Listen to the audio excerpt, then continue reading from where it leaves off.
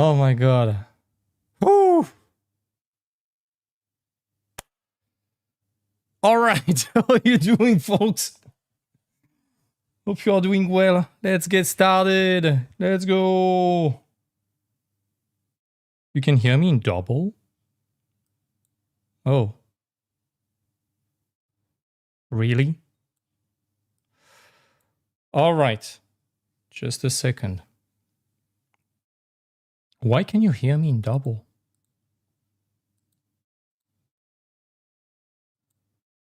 This is good? All right. All right. Fake news. Yeah, exactly. Hope you're doing well, fellow folks. Let's go. Sorry for the wrong screen. I did that in post-prod.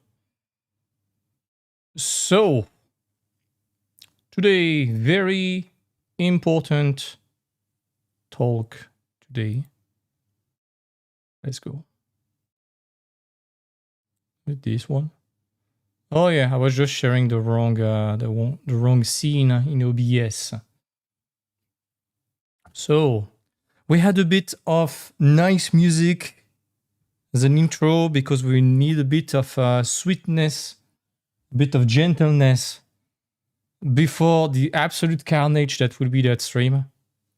So, grab your emotional support plushie. If you are one of those keyframe bros, you're going to have a bad time. I promise you will find value in that video. But be ready, grab your Shady Safari plushie. You're going to need that. Let's get started. So, today, what are we talking about? We are talking about the dumb ages of concept art, or the dark ages, call it however you want. And we're going to talk about the preparatory module because it's going to be released for the summer tonight. Again, just at the end of the stream. All right.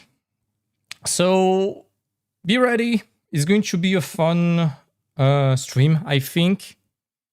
It's going to go straight at the jugular of certain points. It's going to address a lot of what I think are issues in the concept art sphere. I'm not saying the concept art industry, I'm just saying the concept art sphere. By that, I mean mostly the online community surrounding concept art and the overall culture created around it. I'm a grandpa, I'm a dinosaur, I'm 30 years old, which is like the equivalent of like being a 19 years old granddad in any other domain. I knew concept art before ArtStation, crazy time. And a lot of things have changed. And I wanted to talk about that because it seems to me that a lot of the problems we see today in today's day and age industry, I'm not talking about the layoff, AI, and all of that. I'm just talking about the fact that so many artists don't even know what the job is. It's typically the fault of, loss of knowledge and things having changed. So let's go. Why am I talking about the Dark Ages? It's a reference to the Middle Age when the Inquisition decided to burn the books. And basically, civilization was at the brinks of becoming illiterate again. We lost books, we lost almost writing and reading ability, and everything collapsed. Structure, knowledge, clarity. Inquisition tried to really overtake everything a bit too much, and everyone became dumb and forgot about everything. So, yeah, and to me, this is exactly the same situation happening in concept art today. No one really knows what the job is anymore. There's a few voices that are very not numerous and clearly not enough to explain to people what is the job. And everyone is kind of sleepwalking through the job, not even knowing what they are doing and trying to achieve. And no wonder so many people are struggling to get jobs. I know there's the AI layoff and all the fears. Okay, we addressed that a zillion times already. But today I'm talking about what is actionable, what is 100% in your control, not what is the fault of anyone else. So that's why that video is going to sting a bit and hurt a bit. Bear with me again. I'm not trying to be an asshole. I'm just the messenger, okay? So to me, we lost the standards, we lost the voices, we lost the reference figures, the founding figures, and the definition of the job. And to me, that's the biggest problem that nobody dares to talk about, because it's so much easier to blame it on AI layoff and things outside of our control than what we are responsible for and what is our fault eventually. So we're going to start with a history session about concept art. This is my view of the thing. I'm not saying this is the absolute truth, of course. We're going to talk about the symptoms of the problems, and we're going to talk about how to thrive in it. We've been talking about that extensively a lot already, so it's not going to be the biggest part, but I'm assuming that by studying the past, the mistakes of the past, you are able to fix those mistakes in the present, at least for yourself. So let's start at the very beginning, when Tim was a little kid with very long hair and going to art school and discovering concept art for the first time in 2012, 2013, something like this, before the flood, basically. So the concept art community was super underground. Today, it's very mainstream. It's very trendy to say, I'm a concept artist. Maybe not in society, but on the internet, it looks cool, you know. At the time, nobody knew what concept art was. You were talking to people, what is concept artist? They were imagining some weird people in museum doing some weird stuff and weird artistic performance, like the concept, like what does that mean? They didn't know. It was very small, but extremely passionate, extremely geeky. And it was the same with educational content. It was extremely small. There was only a few voices, basically Fang, I think Tyler Edlin already, a few founding figures like Jamie Jones, Eitan Zana, Shadi, Machi came after in 2016-ish. And basically all we had was Fang, Trent Kanyuga, a few people doing speed paints, presenting that as concept art with epic music, thinking about like, what's the name? Not Spartan. Oh shit. I think it was a guy doing speed paints with epic music. I don't remember his name. But whatever. That's basically all we had. And we had one podcast, which was the Level Up podcast by Jonas Doro, Wojtek Fuss, and Derek Zabroki. And it was the weekly meeting every Sunday. So cool. Those guys were really explaining to us what was concept art. There was that Level Up page on Facebook that is completely dead now, called Level Up, where you could really get feedback and things like that. It was so cool. And Learn Squad launched in like 2015, 2016, something like this, and set the bar super high for education. It was the first time we had such expensive tutorials that were done by massive pros and condensed with one specific purpose. So it was super good. There was a few more artists, but at least those were the ones I was watching. And let's talk about ArtStation. It was invite only. It was brand new. There was CG Hub, CG Society before. ArtStation was brand new. I think it was 2015 or 2014. I don't remember. I think it's 2014. Invite only. You had to be a student in an art school or a professional already. You had to apply. I got an invite very early because I was a student. It was super curated, filtered. There was no algorithm yet. It was just people sharing their portfolio with the upcoming collapse of CG Society, CG Hub, etc. At the time, 3D was very underdeveloped. There was no RTX cards. There was no Blender. There was no Unreal 5. There was no real-time rendering. Everything was computed for hours before giving you a preview. I was using 3ds Max and Mentor Ray. At the time, it was horrible. And it took me like 6 hours to render stuff. Like I can show you. Like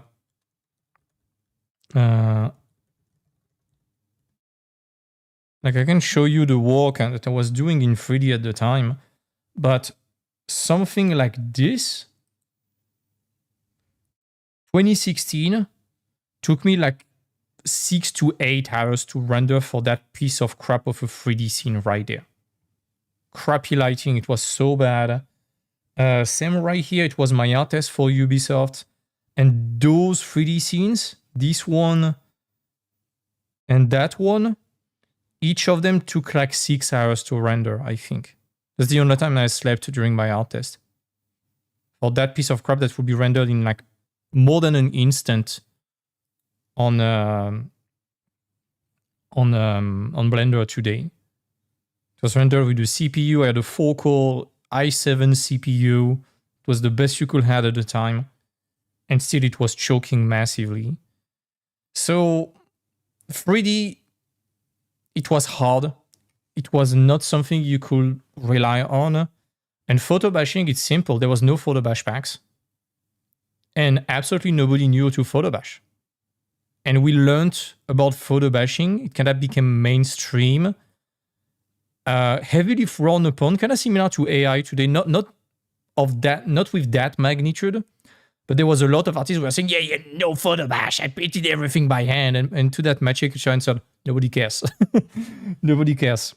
But there was a lot of that ego thing, a lot of that virtue signaling surrounding photo bash. And it was tough to find photos. It was grabbing Google and Shutterstock, removing the watermarks and using those. There was no photobash.org, no photobash packs, no ArtStation store. It was extremely tough to find that. And Jonas Dorough and Wojtek, I think Derek, they made, in addition to Level Up, they made the photobash.com website. At the time I was invited, I was sponsored. I was one of the, I don't know if it was sponsor or guest at photobash.org, but when I made that picture, which was just with a bunch of jousting knights and things like that they released, they're like, hey, do you want to get access to the website? Yeah, sure, I get all the packs for free. Yeah. It was the good time. It was to beta test the platform at the time. It was pretty cool. And yeah, basically it was prehistoric age. And drawing and painting were non-negotiable. We only had that. So everyone considering concept art was like, okay, there's no way I have to know either how to paint very well or to draw very well, and hopefully both. I was very bad at drawing. I was decent at painting, and I had a 3D background, and when I saw Maciej, Shadi, and the Naughty Dog guys, I was able to pick up kind of decently fast on the photo bash thing and the 3D usage thing. So I was a bit ahead of the time, and I got shat on so much in school for using that. So very bad. Very, very bad. So yeah, it was all we had, and everyone knew you had to draw. Feng Zhu was talking about that. Scott Robertson, another founding figure, was still active and talking about that in his books. Everyone was okay with that. There was no prestige. There was a few famous names like Fang, Tyler Edlin, the Level Up guys. One Pixel Brush was barely a thing at the time, so we barely knew who they were. They came late in 2015, 2016. I was worshipping KK Kotaki, the art director on Guild Wars. I was worshipping that guy. That's pretty much all we had. Oh, and the guy was called Templar Painting. It was very good. Not a Spartan, Templar Painting. It was pretty good. And even when games like The Witcher 3 got released, we didn't really know much about the concept artists who worked there. There was no art drop, there was no art blast. In the concept art of The Witcher 3, they are hard to find. Same with Skyrim, we didn't know the names. It was very confidential, it was the project, not the names. So the culture surrounding concept art was very anti-hype, anti-influencer, anti-shortcut. There was no superstar besides a few names like Bobby Chiu, Fang, Tyler Edlin, Mark Brunet, a bit later Jama, Maciej, Shadi, Eitan Zana was one of the first big name. Piotr Jablonski was also a big name with the release of Dishonored 2 in 2016, if I'm not mistaken. It's one of the first names that became very viral and very big and sparked this kind of era of clones. There was also Anthony Jones with his tutorials. You saw a lot of clones of AJ on ArtStation in 2016, something like this. But that's the best that we had. And no superstar, just working mega hard, and some artists were working mega hard. And expecting to grind hard was the norm, like 10 to 14 hours a day. It wasn't unusual. Fengzu was talking about that with school. Even myself in my own art school, which is miles away from the quality of FZD. It was not a good art school, but I was sleeping for like 4 hours every evening for 2 years and a half. So there was the work hard and everyone was okay with that. There was a bit of the work smart that came with Matche, Shadi, and all of that when I started gradually implementing a bit of 3D and photo. But there was no way you could get the result of today. So it was just quick block out to fix the perspective, a bit the lighting, a few colors, and that's it. You look, for example, at Matche Kusara Gumroad, not sponsored, but that tutorial, the bundle for video games, that's the first time I saw someone working in 3D. And the base in 3D was so simple. Like, I don't even know if there is anything. No, whatever. But that picture, there was a super quick 3D base. It was looking like garbage. Then photo bash. And this was the future already. And don't get me wrong, if you can do this result today, you are very good. But nobody knows how to do that anymore. Because everyone jumped to 3D and you need photos to have that photorealistic stuff. So, weird times. It was hard to find the knowledge, but once you find it, there was not a deluge of options. So it was very focused. And everyone was okay about the fundamentals. To me, this was somewhat the golden age of concept art because everyone knew what to do. It was still very hard to get hired, don't get me wrong, but everyone knew what to do at least. And there was a lot of big voices like Fang, Jamie Jones, Mullins, Level Up, Jonas DeRoe, all those guys setting a very high standard to everyone, holding everyone by the collar and by the neck and telling, hey guys, this is the job, this is what is expected, this is what you have to do, this is the reality of the job. And you want to get a job, do that, basically. The resources were very curated. Give me a sec.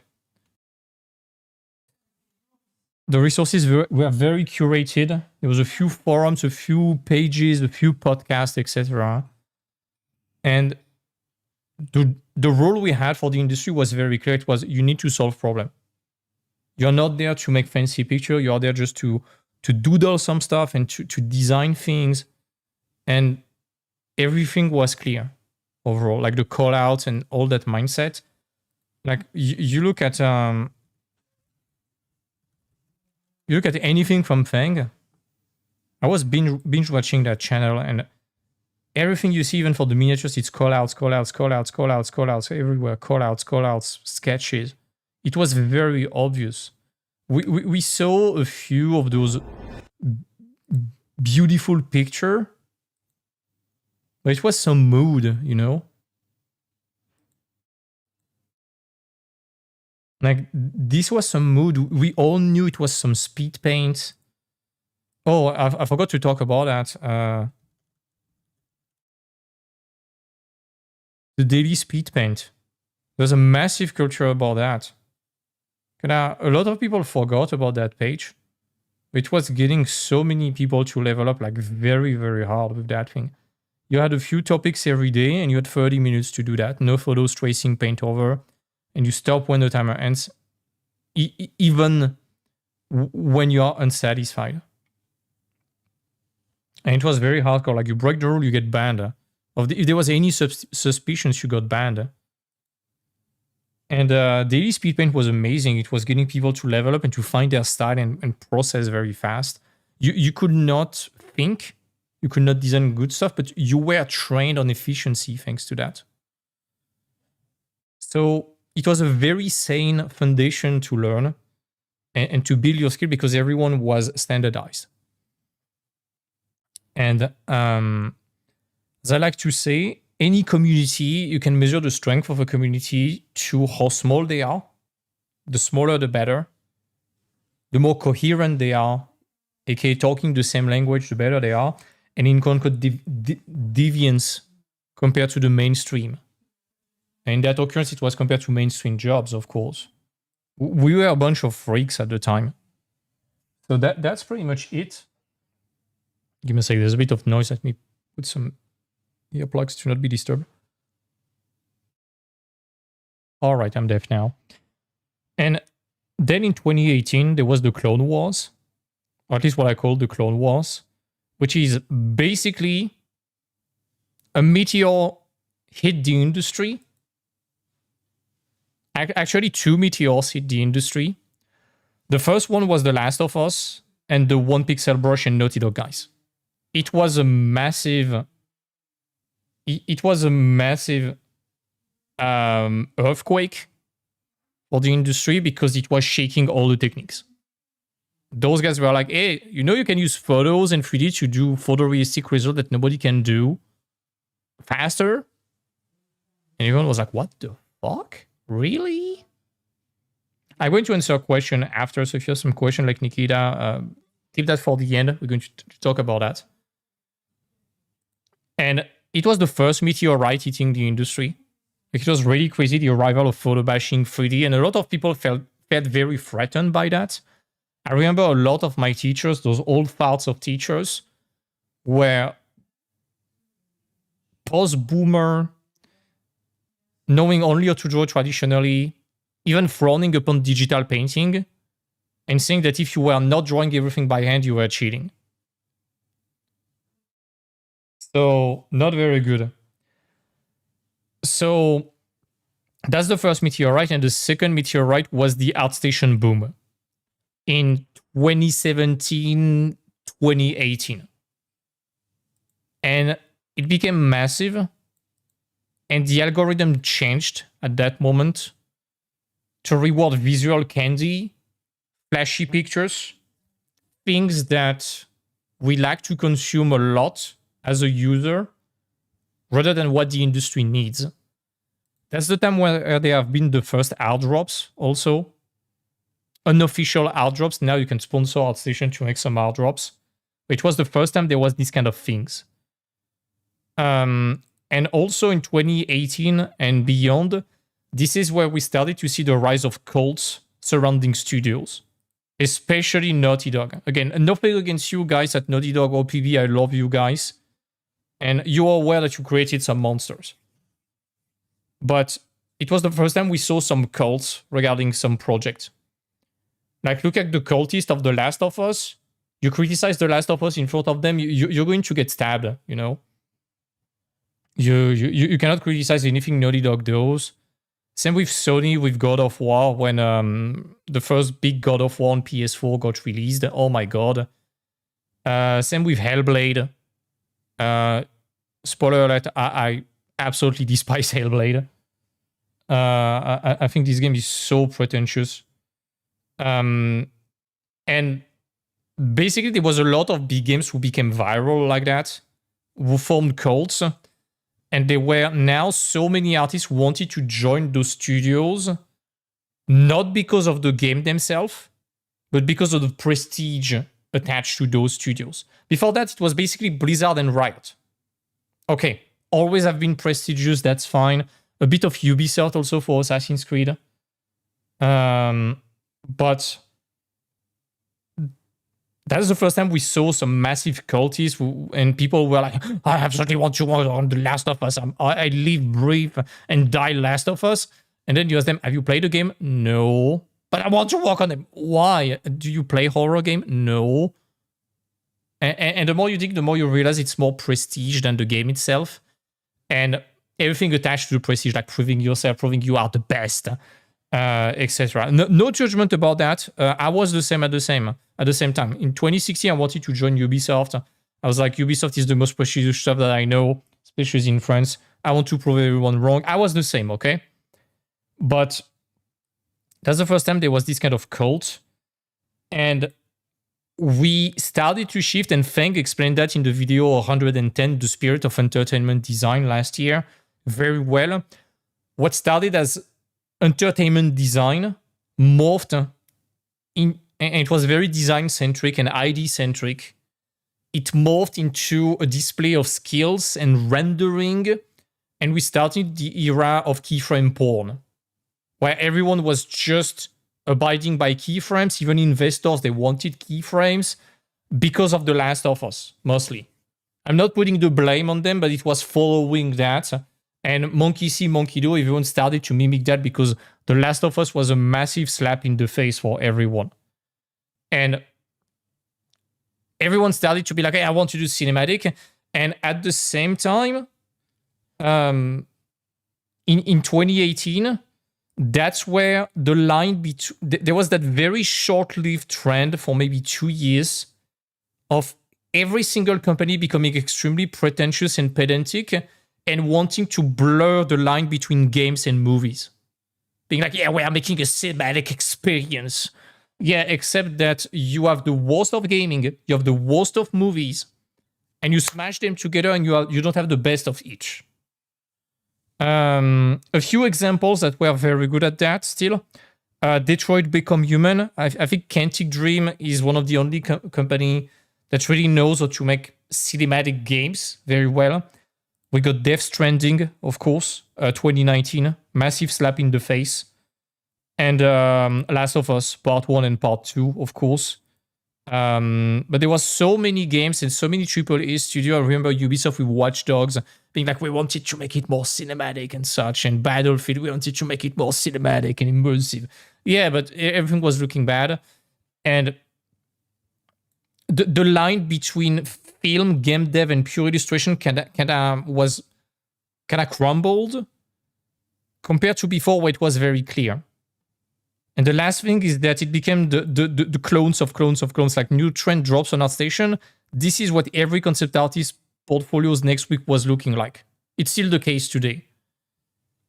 So it's kind of weird because with that worshipping, that keyframe cult, line being blurred at the same time, and everyone being clones of clones of clones, everyone felt the industry was shifting in the cinematic way.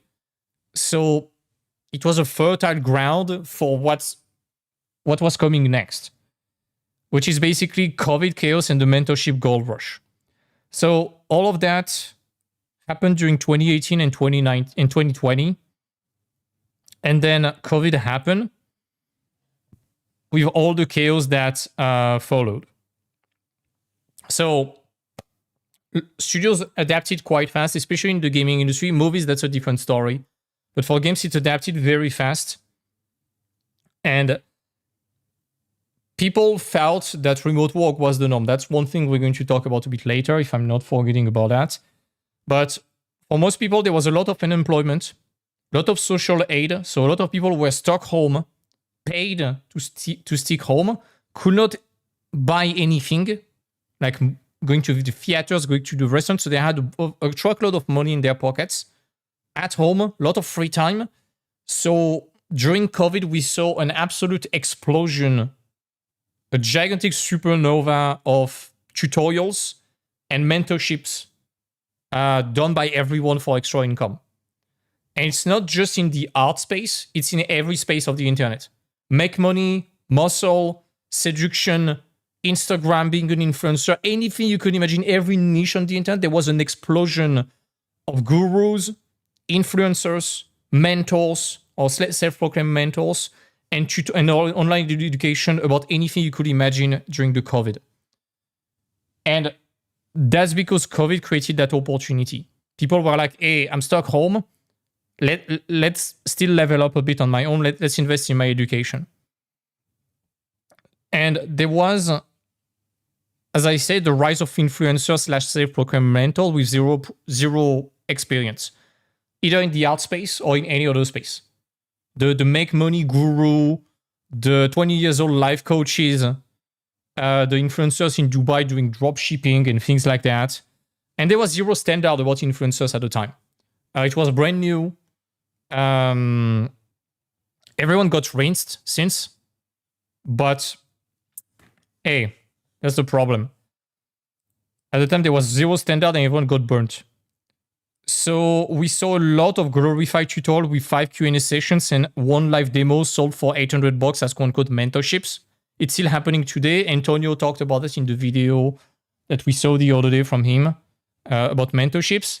A lot of things that are called mentorships today is just a glorified tutorial. It's like, hey, here is a demo, follow along, make the same picture as me, ask me a few questions, boom, it's $800 instead of $30 as it should be. With crazy expectations and things like that. And the problem is that even when people making tutorials and mentorships are clean with their expectations, it's like, hey, I'm going to run you through my specific technique to achieve this specific result. I'm not telling you how to be a pro.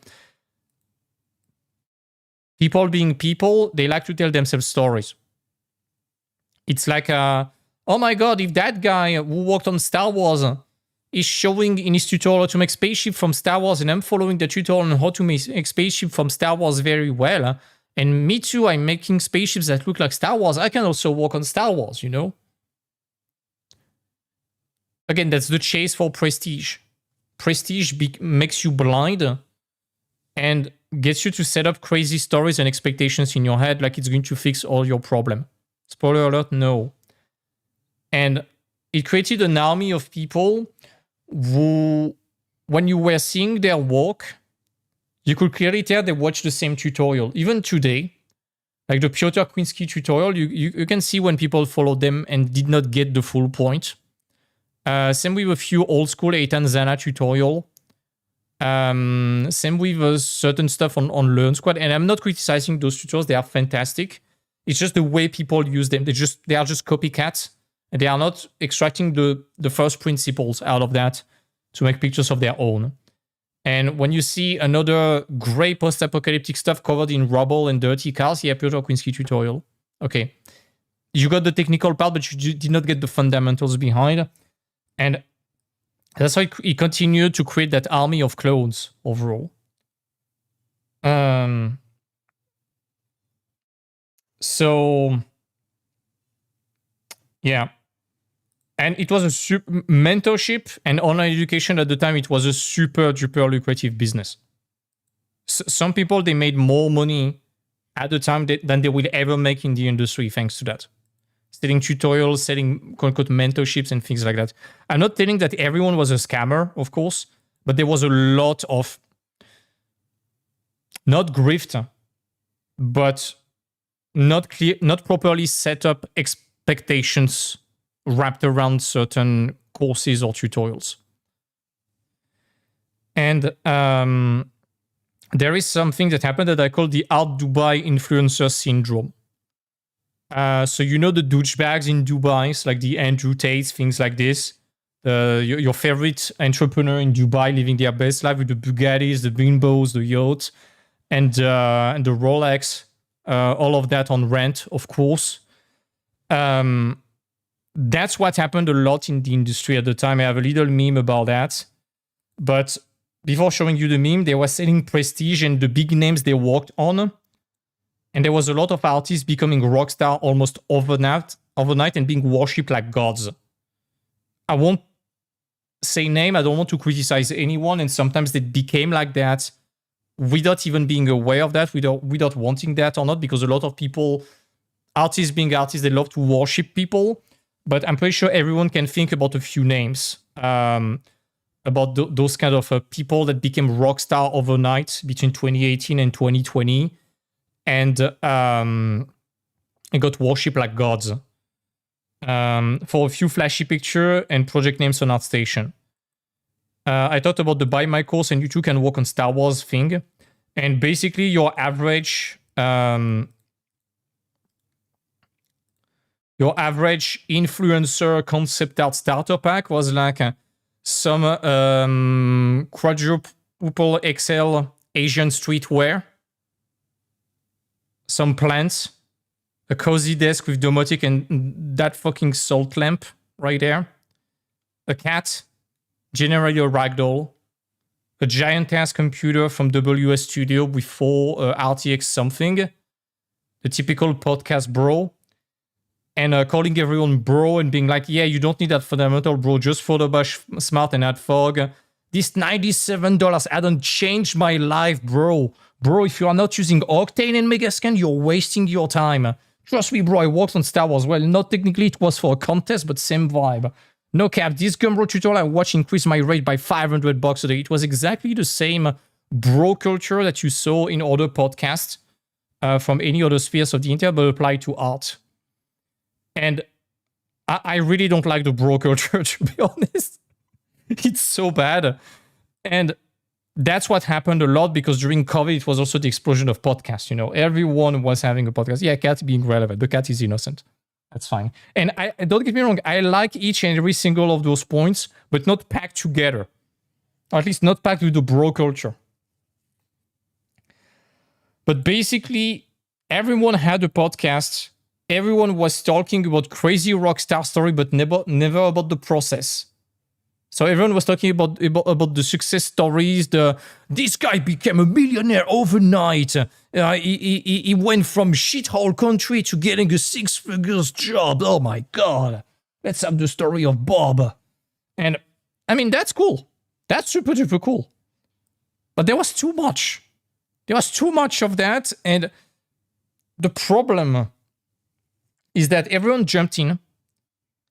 Everyone bought their tutorials and plugins and courses, and good for them. Some of them were super valuable, but nobody stopped to ask for 1 second if it was what the job wanted, or just, here is how to make a fancy picture that sometimes we might do in pre-production, but it's not representative of all the job.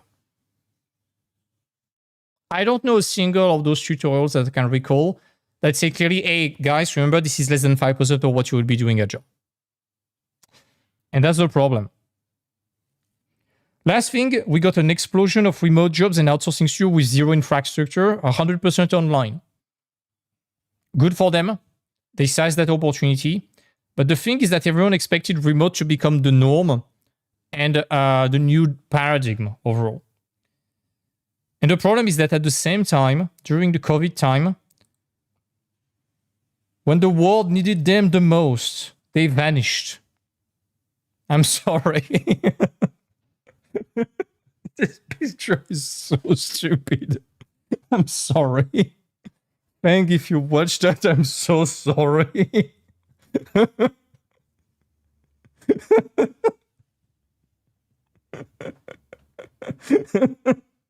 I love you, Fang. I absolutely love you. It could be Tyler, it could be Mache, it could be Jammer, it could be all the big names, you know. And I'm not putting the blame, okay? They all had their reason to leave. Some people got fed up and got caught into unfair shitstorm. Some people were just tired of having other businesses, like Fang is having his studio, he has other shit to do, you know. Some people, they made a fortune with NFT. They left for good. Good for them. Like, I mean, you make $3 million selling NFTs. Let's put aside the morality of NFT. You make $3 million selling NFTs. You consider retiring or not, you know. Some big names of the industry made a fortune with NFTs. So, yeah, many reasons for the big pillars to disappear, but people like Fang, Jama started selling assets and focus more on that business, and very good for him. Mache made a fortune on his own, retired from the industry. Craig Mullin's kind of vanished from social media. Jim Speck is running his business and he's kind of vanishing us also from the public discourse. A lot of big names that we relied on vanished from the public discourse overall, and we lost the voices. We lost the founding figures. We lost the north stars of the industry, and it was the worst timing ever because of that rise of cult. Those lines being blurred, that loss of standard, that bro culture. Basically, the founding figures got replaced by the bros. What could go wrong? What could go wrong, you know? So there was no more voices to enforce the good standards and guide the new generation that were left in the hand of the concept art bros and influencers. There's probably only Tyler Edlin, Mark Brunet, Trent Kanyuga still active.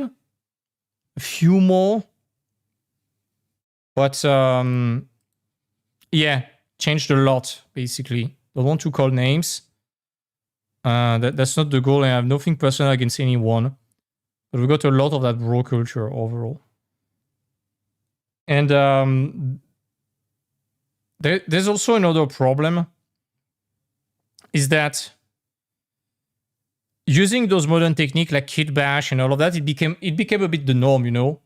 There was the RTX cards, there was Blender real-time rendering, computer were becoming good. There was mega scans, there was Quixel, there was kit bash 3D.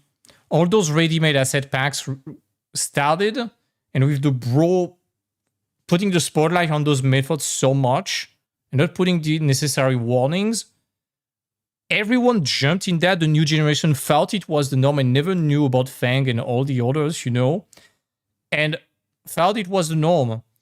And everyone started to shift from the basic stuff, the fundamentals, to those shortcuts. There's a bit of a problem also, and you're going to see that the situation is going to become worse and worse, because 2021 and 2022, it was the fake golden age of concept art. A lot of people are going to refer that as the golden age of concept art. I fully disagree. I think it was the age of stupidity, and it was the apex of degeneracy. You know, in every civilization, you have an apex where everything becomes absolutely degenerate before the collapse. And to me, this was the degenerate era, because it was the NFT and crypto gaming era, and so many artists, including myself, they made a fuck ton of money with that. Not selling NFT, but by working on like crypto gaming project. Everyone was doing crypto gaming project. It was a bunch of finance bros who didn't know shit about gaming. We didn't know shit about crypto. We just wanted to do some cash grabs. And they were paying artists an absolute fortune to make only keyframes. It was labeled as concept art. On the job description, it was concept artist, but it was just flashy marketing stuff. And they were using that as marketing to say, hey, here are the concept art of the game. Here is how it's going to look, to hype people, sell the token, rock the project, and run away with the money. But they paid a fuck ton of money. Like 3, 4, 5K per illustration you will make in less than a week. Artists, most concept artists, they made the most money they would ever make in their career during that time. You could make like $15,000 to $20,000 a month easily while having a life on the side at the time. It was crazy. And they paid a ton. They were not art directors, so they had the shittiest eye and feedback possible. It was like, yeah, that's good, good. More flashy, more epic, you know? Pure flashy crap delivered fast. Guess what? At the same time, 2021, there was AI. 2022, sorry, there was AI. All the crypto gaming shit moved to AI because that's exactly the kind of shit they wanted. And newcomers believed it was the norm, but it wasn't. You want some example of that? Okay, let's have a look at the crypto coins that were the pinnacle of gaming. Illuvium. Peak at 1700, worth $11 today. It was a 10 billion market cap at some times. 10 billions. More than that. Roughly 17 billions market cap. I don't think even Ubisoft is worth $17 billion. And I know some people who invested at the tippity top of Illuvium. Worth $11 today. All right. What's the name of that other project that crashed on Solana? What's the name of that game? Holy shit. ChatGPT.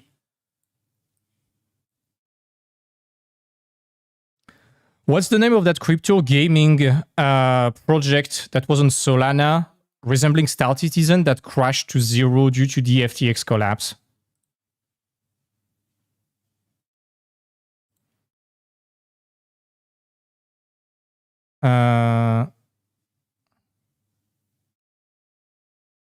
Star Atlas.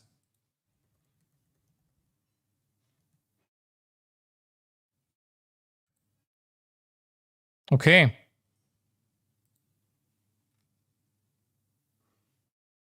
Wolf 0. Literally 0. Went to 0. Token was worth 20 cents. It's worth nothing now. 99% down. All right. Is it rare for NFT games to even succeed? I don't know a single NFT game who is succeeding. We're still thriving today. I don't know a single one. Anything NFT related is dead today. Absolutely dead. But there was so much money at the time because they wanted epic shit fast by big names artists. It was like, hey, that big guy who worked on Star Wars is the main designer for Project. It's going to be just like Star Wars, but with NFTs.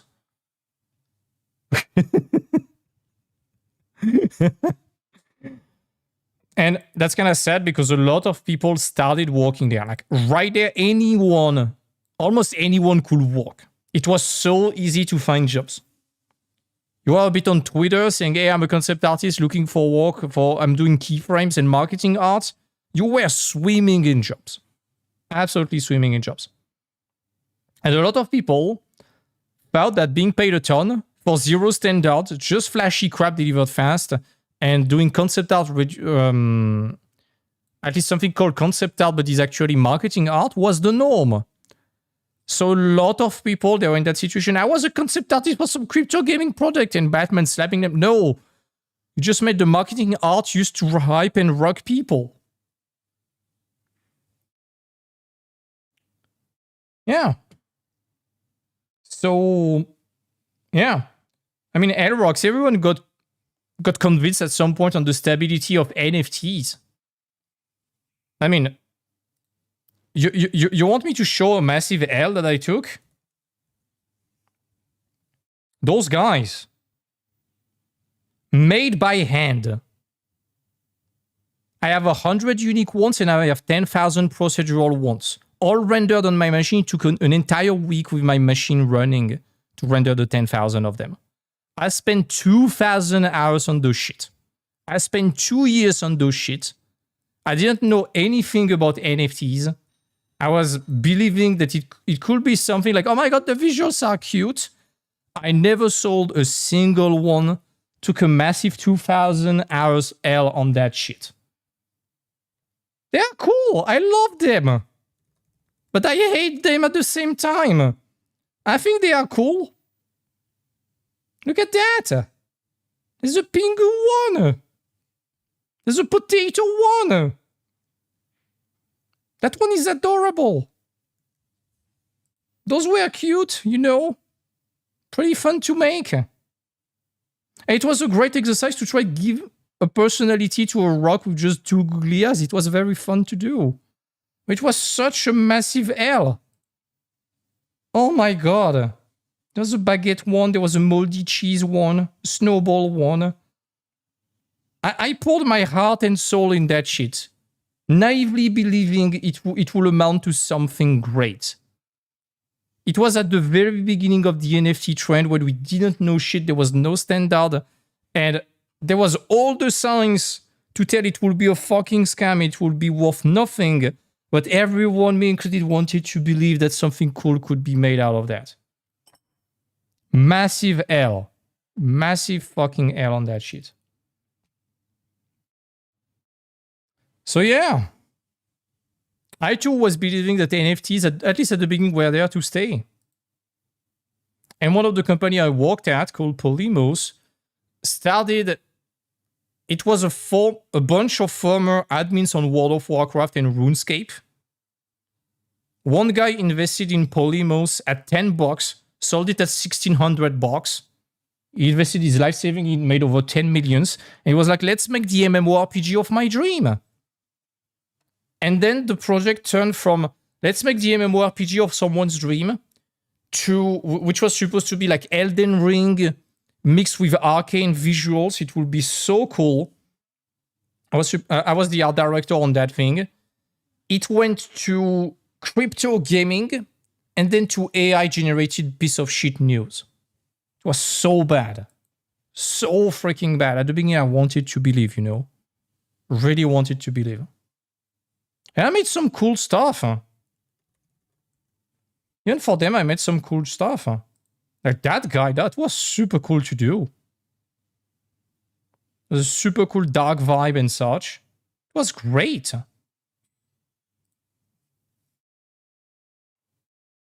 And lost the job to AI, by the way, in 2023. But hey, not here to talk about that, but everyone felt it was the golden age that concept artists were in easy mode now. And everyone relaxed so much. So we had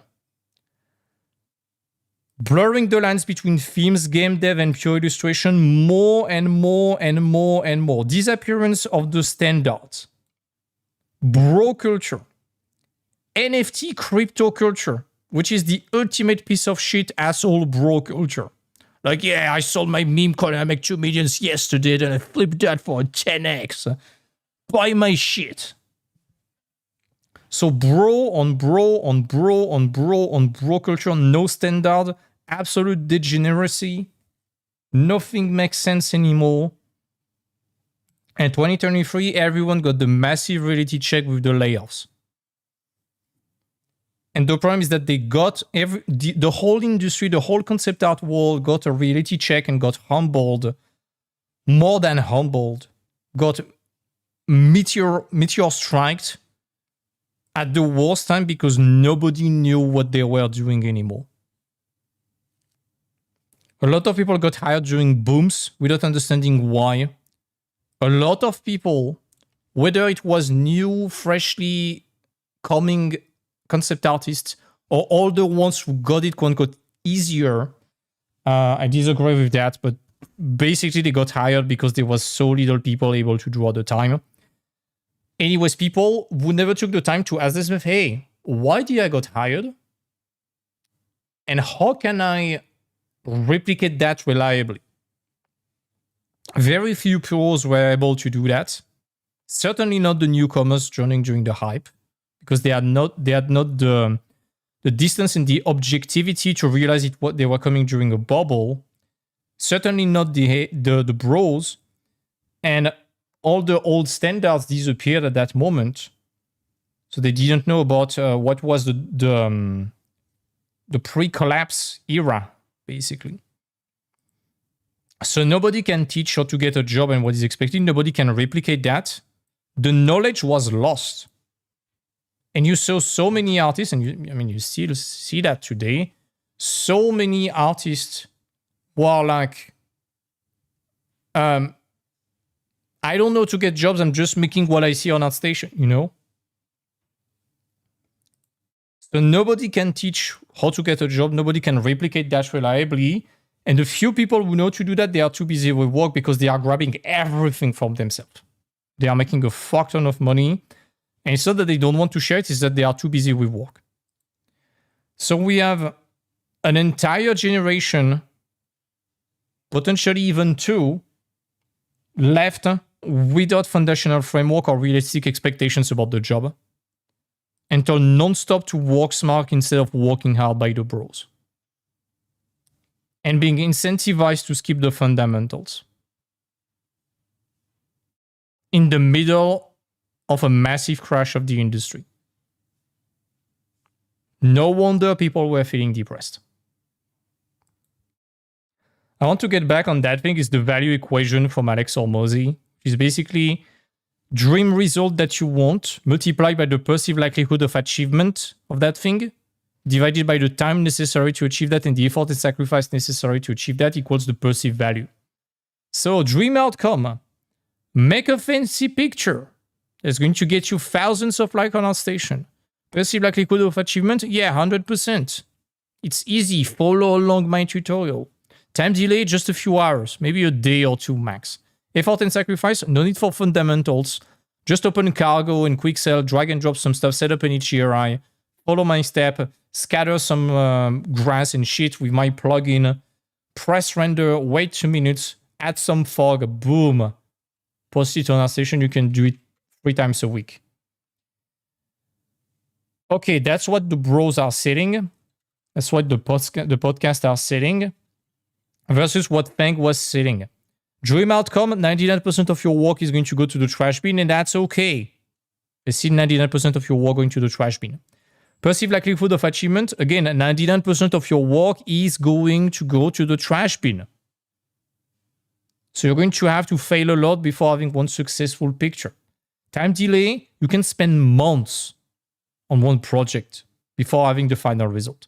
Effort and sacrifice, you need to know to draw, you need to know to design, you need to have a good visual library, you need to be good at the fundamentals, you need to know to problem solve, you need to think about game design, storytelling, gameplay, rigging, everything. You have to think about the zillion thing, you have to do 17 different jobs. No wonder it's not very sexy for people. You want to expand the keyframe epidemic? That's this. It's because it seems easy, frictionless, fast, and it is extremely satisfying to see the rendering and the little pixel disappear versus drawing something and getting some crazy shit appear out of nowhere on a piece of paper and having to fail a lot. It's not fun. Or at least it does not look fun. It looks daunting and difficult. That's why we have so many of that. People incentivized to skip the hard stuff and to go for the shortcuts, the hacks, because apparently they are so smart doing that.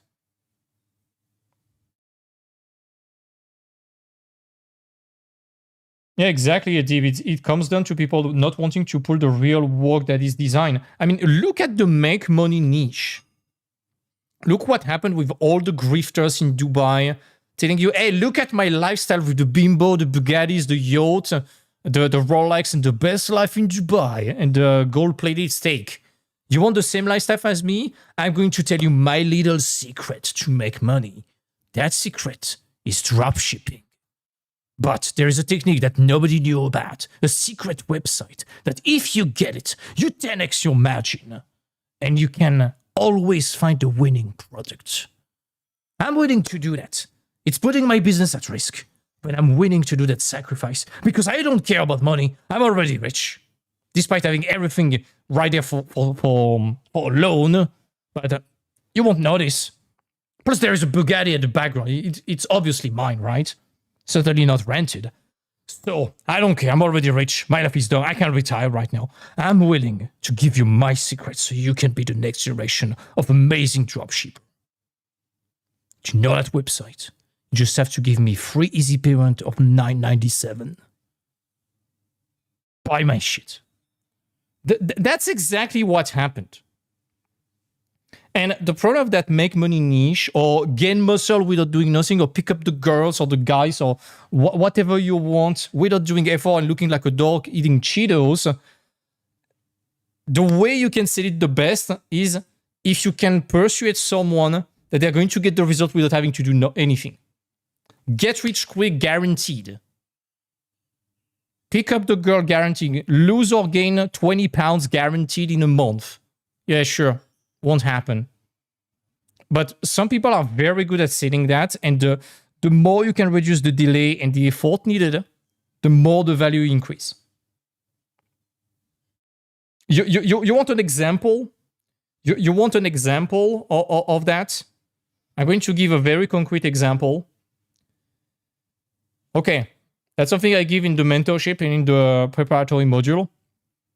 But okay, let's put two things on the side. Let's put working out versus liposuction. There's no way you can sell working out for $10,000 because it's going to involve, okay, dream outcome, body of your dream, more weight, less weight, however you want, regardless of your situation. Perceived likelihood of achievement, you're going to have to work extremely hard for a long time. You can get easily discouraged. You have to be super good on your diet, on rigor, on sleep, on so many factors that if you miss one, you can fail. Time delay is going to take at least 6 months. Effort and sacrifice, you're going to sweat, cry, spill blood at the gym. You have to eat stuff that is potentially not the tastiest. And you have to be extremely careful on your cheat dates. It's not very sexy. On the other hand, okay, fall asleep, wake up thin. Get sore for 2 weeks. No need to work out. That's how you sell liposuction for $20,000. That's how you can sell a gym membership for only $50 and a coaching for $100 a month. That's the example that Alex Hormozi uses in that thing. But that's the same for keyframe, and I hope it makes sense. Does it make sense, folks? Why keyframes are so alluring to people? Because it's so easy and it allows you to circumvent the fundamentals and the hard stuff. You have that cult of working smart that replaces working hard.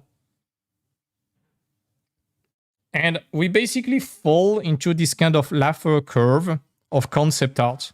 So the Laffer curve, it's something that happened in certain countries when they realize that to maximize the profit of a country, they need to have a certain amount of tax. They don't have enough taxes, well, they don't make enough profit, and they have too much taxes. People leave. That's what's happening in the UK. For example, all the millionaires, they are leaving to Dubai, or to Monaco, or to Andorra, or to Russia, or other countries, because the taxes are becoming too high. So the question is, what is the ideal tax rate to maximize revenue? And it's a bit the same, for the jobs. It's like, what's the ideal amount of keyframe and flashy stuff in a portfolio to maximize job opportunities?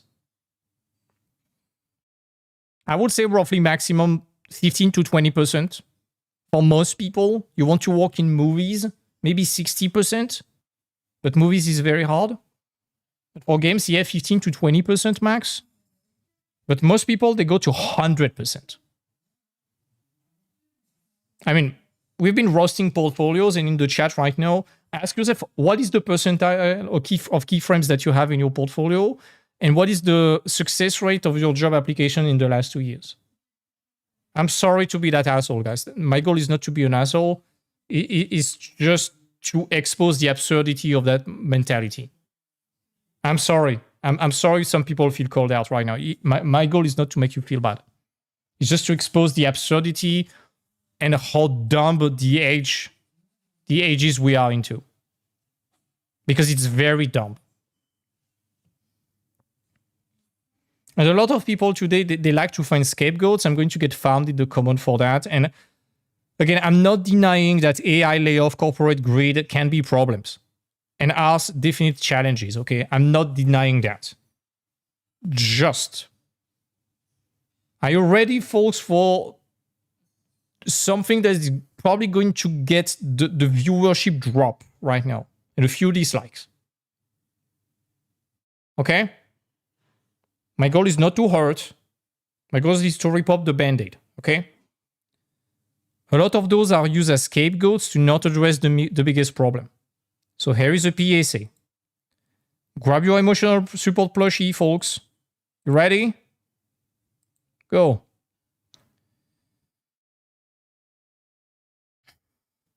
Most of people who complain about AI, layoffs, corporate greed, that politician in their country ruining their life, or my memes on LinkedIn as the cause of them not getting jobs, they will not have gotten jobs in 2019 either, when none of that was happening.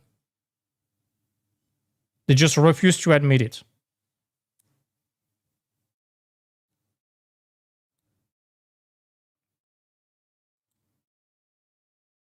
A lot of people are delusional. And that's the biggest problem I think we have in the sphere. That's what I see all the time on LinkedIn. I've been talking about that a lot already in the previous podcast. But every time I see someone being very angry on LinkedIn, I always have that guilty pleasure of or that morbid curiosity to go check their portfolio. And in, let's say, 9 cases out of 10, when I see the portfolio, I'm like, okay, this explains that. And I do not say that to be disrespectful. I mean that to really help. Most people will really benefit from having an objective look at their work and asking themselves, is this relevant for the companies I'm aiming at and for the production I'm trying to help? And the simplest question you can ask yourself if you want to do concept art is, any of your piece or any of your projects, if you're working on several pieces per project, which I heavily recommend, you pick that project and you sincerely ask yourself, okay, if I was to give that project to a 3D team and I'm not around, cannot ask me any question, will they be able to model, texture, rig, animate everything and do their job without having to guess anything? If the answer is yes, then good. But most likely, the answer for a lot of people not finding jobs is no. If the portfolio passes that test, then it's about application practices. That could be an entire other stream. We already talked about certain good and bad practices, of course. But finding a scapegoat is not going to give you a solution. It's going to help you feel a bit better, but it's not going to solve the problem. That's all I'm saying. I know it's tough to swallow. I know I'm sounding like an asshole right now. I'm not saying that to be mean. I'm really just screaming at the concept art community to open their eyes a bit. And sure, there's some shit happening with AI. There's some shit happening with layoffs. Some stuff that are extremely unfair and infuriating. I'm with you guys. But none of that is in your control. And waiting for people to create unions and such might take years. There's no guarantee that the union does shit. When you look at most unions, they haven't done any shit done. They are creating more problems than solutions for a lot of countries. So you cannot rely on that. And again, it's out of your control. What I'm talking about right there, and the solution I'm going to give you, it's 100% in your control. No AI layoff or corporate grid can take that away from you. And you can walk away from that video with solutions to implement right now. This is what we are talking about. Nothing more dangerous than a legitimate excuse. Yeah, unfortunately.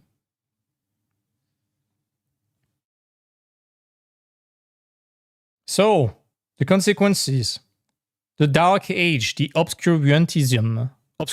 It's hard to pronounce in English. In French, obscurantisme.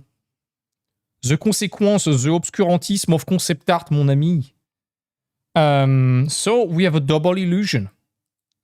One, that rendering equals quality.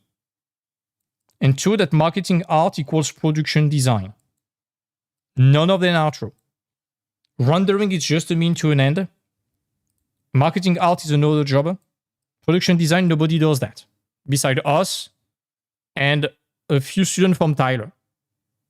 And a few students from other schools that are good, like New Edge, Outside, Art Center. FZD is not there anymore, unfortunately. That's pretty much it. Everyone is copying trends without context. The latest game is trendy. Okay, so it's Wukong. Everyone is making Wukong fan art. Next, we have Ghost of Tsushima or Ghost of Yotai. Okay, everyone is making that. Next, we have Last of Us Part 14. Everyone makes Last of Us Part 14 artworks. Then we have... it's funny because we didn't get some Expedition 33 copycats. Because the concept arts are actually pure concept art. They are not splash art. It's funny. Same with Baldur's Gate, because they are doing real concept art. Like the other day, it's funny. The other day, I got in call with someone who was the epitome of keyframe design in 3D and all of that. And that person knew how to draw very well and then stopped and only did Unreal and Kit Bash on pictures. And aiming at photorealistic stuff. And I was surprised because the person told me, hey, I would love to work on a product like Wayfinder. So first of all, in terms of style, that's a bit different. But also, the person during the call was like, I don't understand what I need to do to reach Wayfinder. And to match what they want. And I was like, it's literally there. This is concept art. This is real concept art right here. It explains how things work. You can hear those massive chains. You see how those things works. You can hear the rumbling of that machine. You can model and texture those things. That's what you have to do. Even on characters. This is what you need to do. Skins right there. This is good. Look at those props, those traps right there. This is so cool. Nobody does that. Rather than a lot of people, there's a lot of also of arrogance, I think. Or I don't know if arrogance is the right term, but putting the cart before the wheels. We have that story in France, which is the frog that wants to be as big as the cattle. I don't know if it can translate in English, but it's basically a little frog who just inflates and inflates and inflates because she wants to be as big as a big cow, and she ends up being exploding and looking ridiculous. And that's a bit the same with what this kind of concept art bro culture did, is that we are only celebrating the rock star stuff. We are only celebrating the hashtag trending on ArtStation, but this is not the norm, and this is not what is expected in a studio. And I understand that everyone wants the prestigious stuff and wants to go for the style point. Like, I want to do the keyframe, I want to do the splash art, I want to do the money things. And nobody wants to do like a spiked roller like that. But this needs to be done. And if you are a junior, you're more likely to do that than to do the fancy splash art. You do that as a junior, you just have that page. Okay, you just have that project and that project in a portfolio as a junior. I can guarantee that you get a job. Maybe one extra polished picture. You get those two projects right here. This and that. One polished illustration, I can guarantee that you are competitive on the market. No question asked.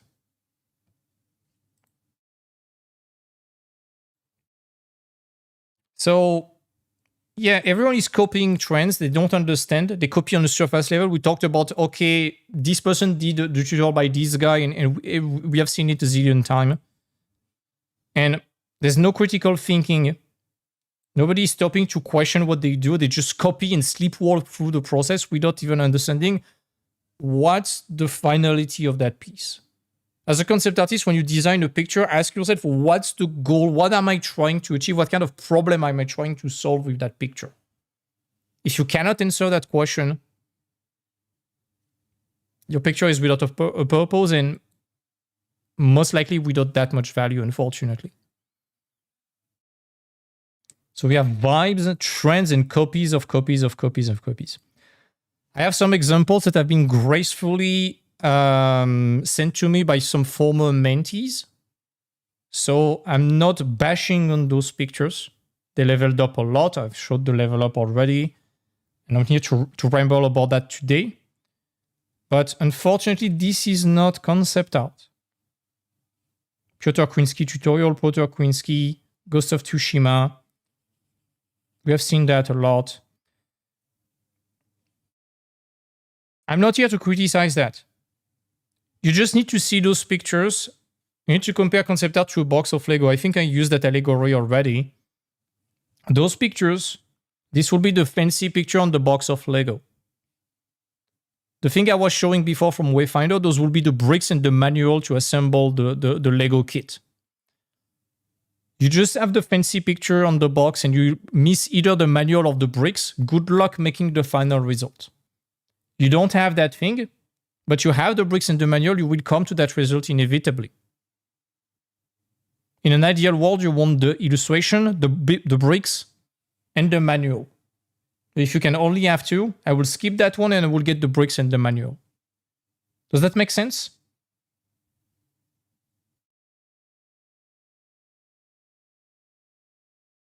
That's pretty much it. So the symptoms of the Dark Ages. I tried to create the 7 deadly sins of modern concept art, but I ended up on 8. So it's going to be the 8 deadly sins of modern concept art. We have a total confusion about the job. Artists think it's about making pretty images for social media, but the job is still to solve production problems for the 3D team. Aesthetic is not functionality. Aesthetic is just icing on the cake, you know.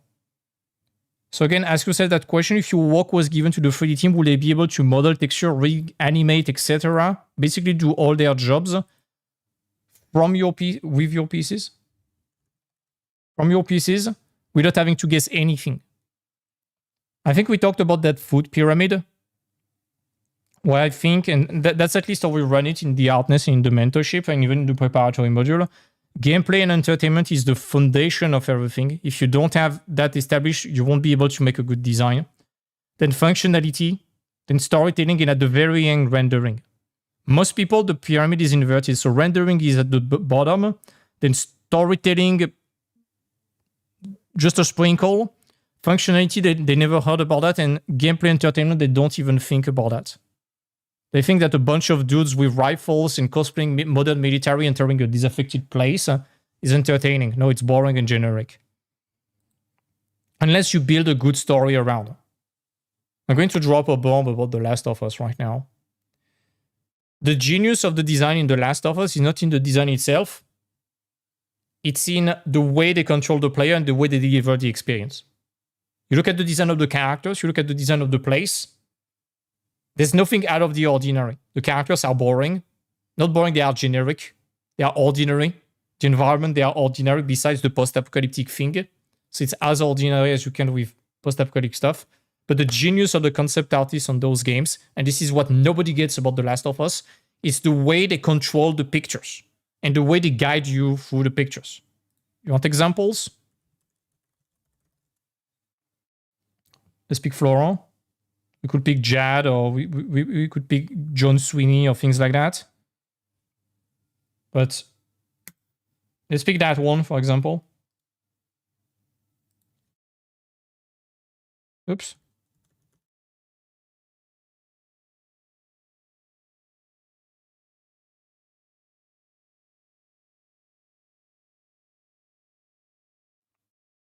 Everything individually is kinda normal. You see the way you control the level right here? You control the view, that all those elements right there are acting like blockers. So it forces you to really go there. And you know that you will be able to climb here. And eventually reach that tower. That's the genius of The Last of Us. It's the way they control that extremely put on a rail type of game and make it feel gigantic and open despite it not being open and being extremely claustrophobic. It feels open, but it's this type of game that puts you on a rail and basically asks you to not do that much besides following along. They managed to how can I say, to put the makeup so well that you don't feel that you are constrained and railroaded. Wherever you go, wherever you are in The Last of Us, there's always this kind of very strong lines telling you exactly where you have to go.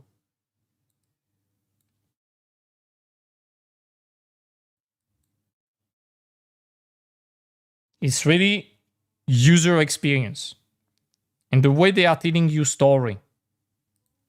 We picked that other picture from Florent another time, I think.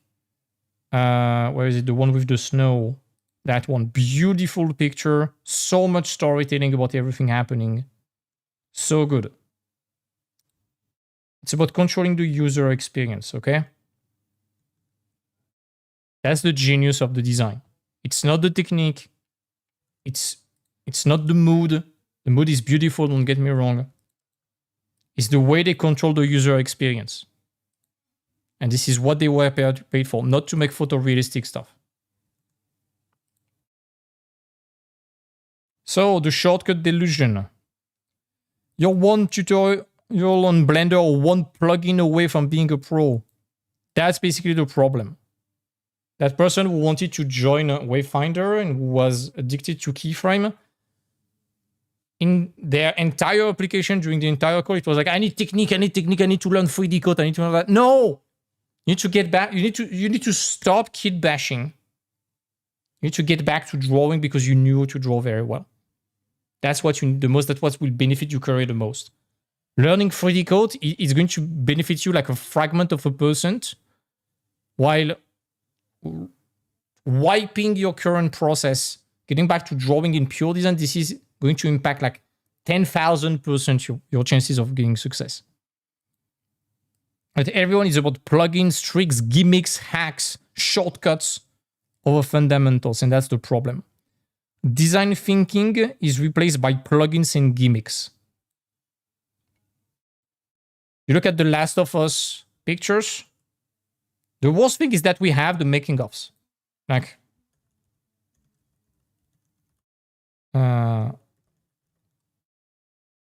look at the YouTube channel of Shadi Safadi. He has explained everything about The Last of Us. Where is it? Has it been removed?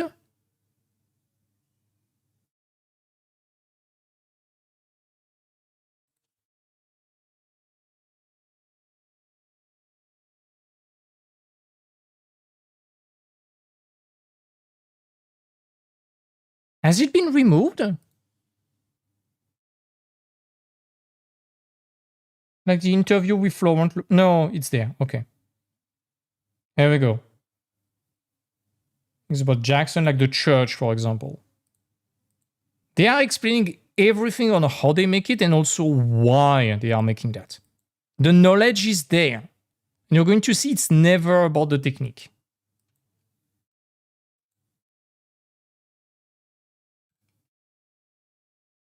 Yeah, the wait episode. It's not about gimmicks, and those plugins, they are there to solve a problem. They are not there to replace design. It's not, to make that fancy picture, I used that thing because it was looking cool. It's like, okay, I had to scatter like a zillion grass blade. It was crashing my computer, so I found that old school plugin from 2012. I had to use ChatGPT to recode something to make it compatible with the current Blender, and then boom, it worked.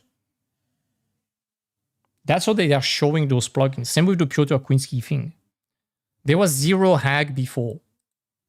I'm not saying that every time you should be allergic to anything saving you time.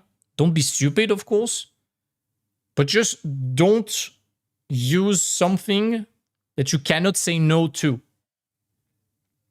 If you cannot say no to a plugin, if you could not do the work without it, you are a slave of that plugin. It's creating a liability. It's at the detriment of the fundamentals. Once you master the fundamental, that's fine. It's not about just doing everything in 2D or everything in 3D. It's about using the best of everything to save time and go to the fastest way. But you know, sometimes 2D is still the fastest way. You want to achieve photorealism? Okay. James Bake? Nope.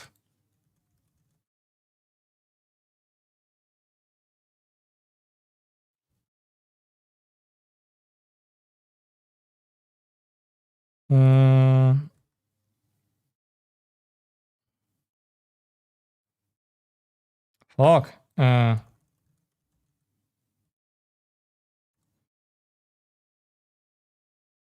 Where is it?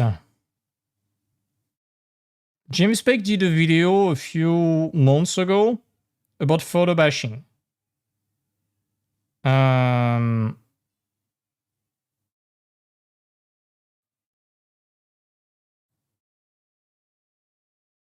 don't know where it is. This one. There we go.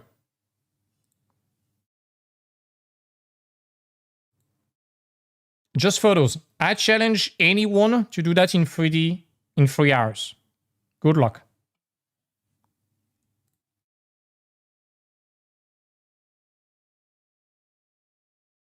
No, the toaster character is Johnson thing. So, yeah.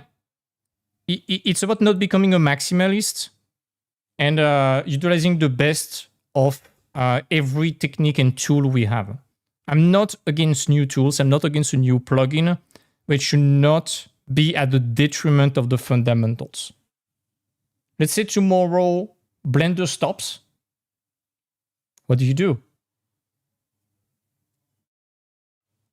look at some artists who are working on soft image. Good luck working on soft image 2011 now on Windows 12, Windows 11 or something like this. Good luck. It should be a bit tough. 3, the third deadly sin, the pattern recognition failure. People don't connect industry outcomes to behavior trends. And that's something I've been talking about already, but it's like, I find it curious that artists, our job is literally to recognize pattern. We see a color, we associate it with an emotion and a meaning. We see a shape, that's the same. And then we make this kind of encyclopedia that's that stock of ingredients that we can cook with for a picture. I'm kind of surprised to see that artists are unable to use that pattern recognition skill outside of art. Basically recognizing trends. Like, okay, everyone is making that type of picture. Everyone is doing this kind of stuff in their portfolio. Everyone is making Keyframe and Last of Us 2 fan art. Are any of them getting a job? No. Conclusion, that's probably a wrong pattern and not something that needs to be done. And it's exactly the same. Okay, all those artists that are hired, what is the common point that they have? I should probably do that. All the artists that don't have job, what are the common points in their portfolio, in their attitude? I should probably not do that.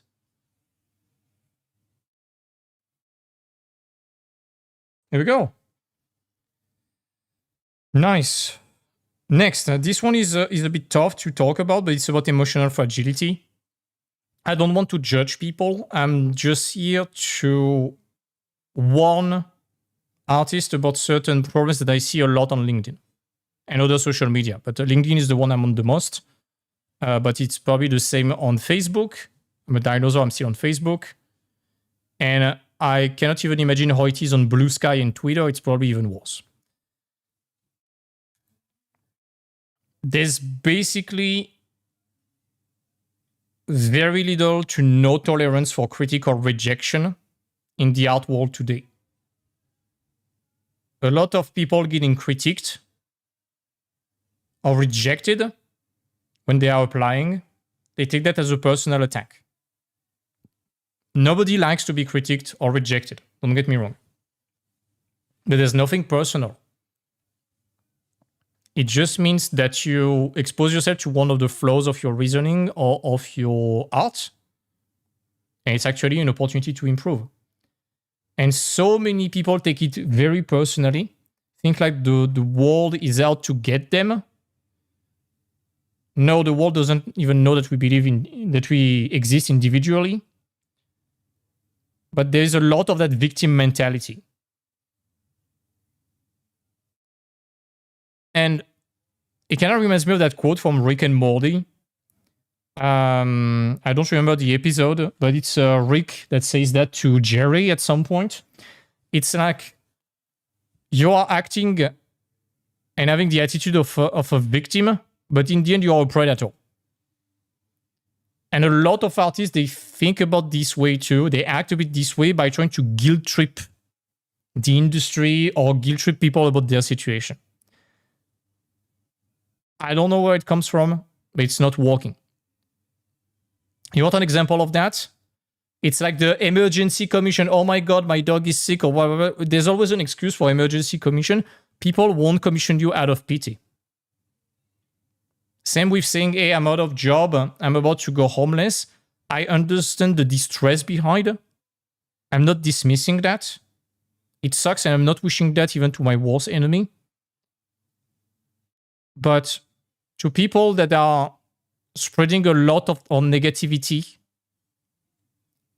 online, I would like to ask that question. What do you think you are trying to achieve? What do you think are going to be the result of you spitting vitriol online, complaining, expressing distress, extreme emotion, potential lack of control, and often spreading violence and toxicity online. What do you think can happen in terms of positive things? I don't see any, besides feeling that you vented maybe, but I see a lot of negative. You will get dirty, your neighbors will see that, studios will see that, and it will put a bad stigma on you. And so many artists, they are doing irreparable damages to their career with that. To every artist who is used to complain about anything on social media, even the quote-unquote legitimate stuff like AI layoffs and things like that, I humbly encourage you to ask yourself, okay, let's say the last 2 years on your social media is full of complaints and you venting. What is the message that you are sending to studios? What do you think recruiters will think when stumbling upon your social media?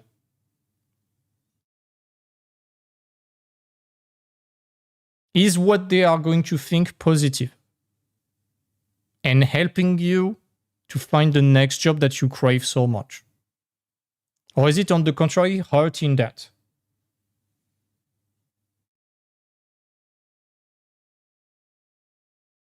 I understand the anger about AI and things like that. But, okay, let's see it this way. Let's say you have been spitting vitriol about anything. AI, politics, layoffs, all the I support the current thing, whether it's related to art or not in the last 3 years. Okay, your profile is full of toxicity and vitriol. If someone in a position of recruiting sees that, they are going to tell themselves, if we hire that person, there's a very, very high chance that this person will keep on doing that, because the pattern and the trajectory that has been established over the last X years, but this time with our name in the bio. And we have already discussed a zillion times and see so many examples of people nuking their career and damaging companies, if not nuking them too, for a few tweets or a few posts. So studios are extremely sensitive to that. And today, you want a competitive edge, you need to be like absolutely pure from social media. The more you are, the less vitriol you spread, the more of an edge you have. If you really want to fight for some causes and things like that, please do it on a burner account. Please. That is quarantine from your current profile. If that's really important to you, I'm not judging that. Everyone has some causes, me too, that they want to support and they are willing to fight for. Okay.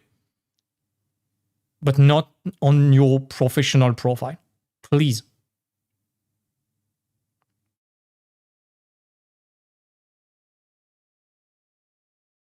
Be careful about that. That's all I'm saying.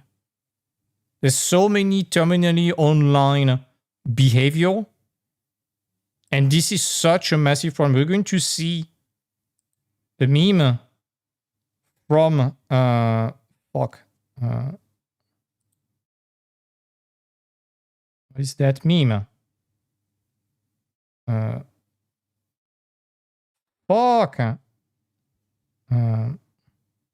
Yeah, online career suicide. This one.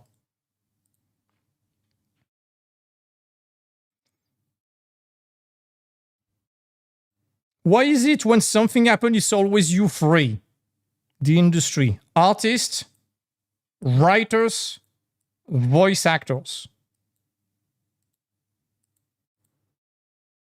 Every time there is drama, every time someone nukes their career and nukes a company, it's always one of those three.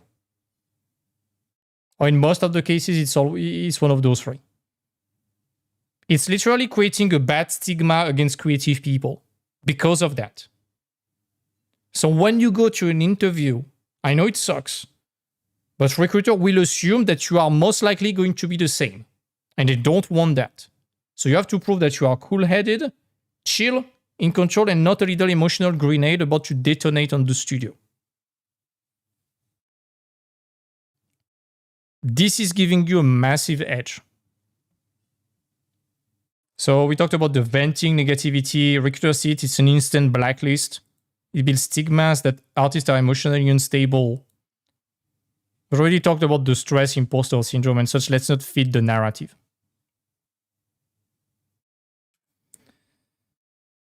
Another symptom is that we have a problem with honesty and constructive feedback. We talked about the delusion. We talked about the emotional fragility. We talked about the toxic positivity. This kind of, yeah, awesome shit, bro. A lot of artists, they are like, I don't understand. I did that tutorial and then the artist wrote awesome shit, bro, under my work on a station. And then I applied and I crashed on the doors of the industry. I don't understand. That big artist said my work was awesome shit.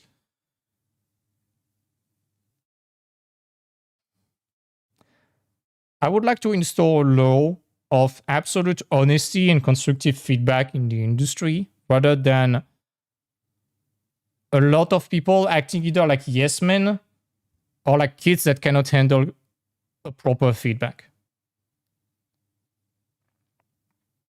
There's a big yes bro culture.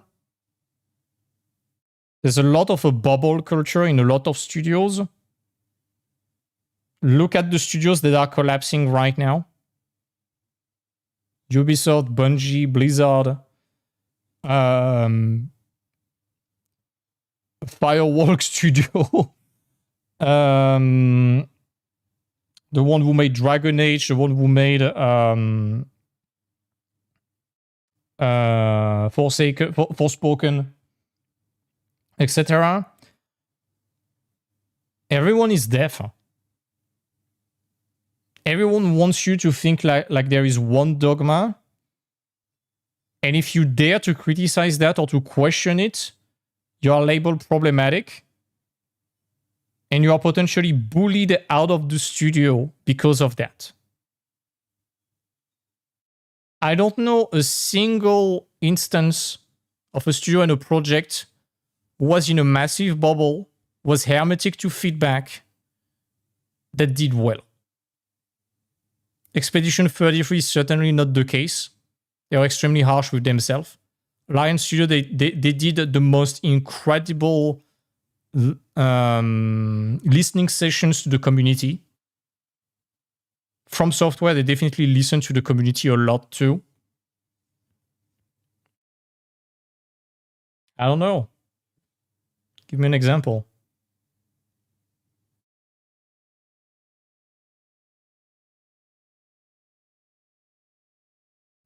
You want brutal honesty. What's the point? Even at event, I'm still seeing that at certain event, and I'm so shocked to see some people who are giving feedback like they're opening the portfolio. It's obviously full of problems. It's like, yeah, that's good. It's good. Start applying. No. Be finicky. Put a grain of salt on everything. Question everything. The goal is not to be mean, and I know not everyone is there to handle that, but what's the point of getting awesome shit, bro, if your initial purpose was to get feedback? So to a lot of people who complain when they get harsh feedback, I'm like, you ask for feedback. What was your intent? Getting praise or getting feedback? And to everyone who is like, hey, I'm giving feedback, who is like, yeah, epic shit, bro. I'm like, what's the goal? Give feedback or feel good about yourself by being a yes man and doing non-assistance to person in potential danger.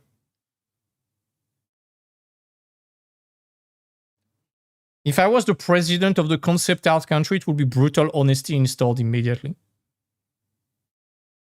And something we talked about on the Discord a few days ago, but you install brutal honesty, you install a free marketplace of ID where only the best IDs that people actually like and not are forced to like survive. You literally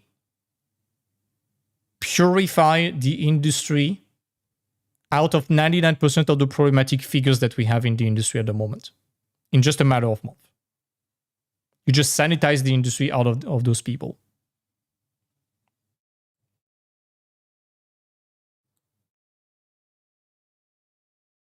And the problem is that the more empty praise and bro culture we got, the softer artists would become.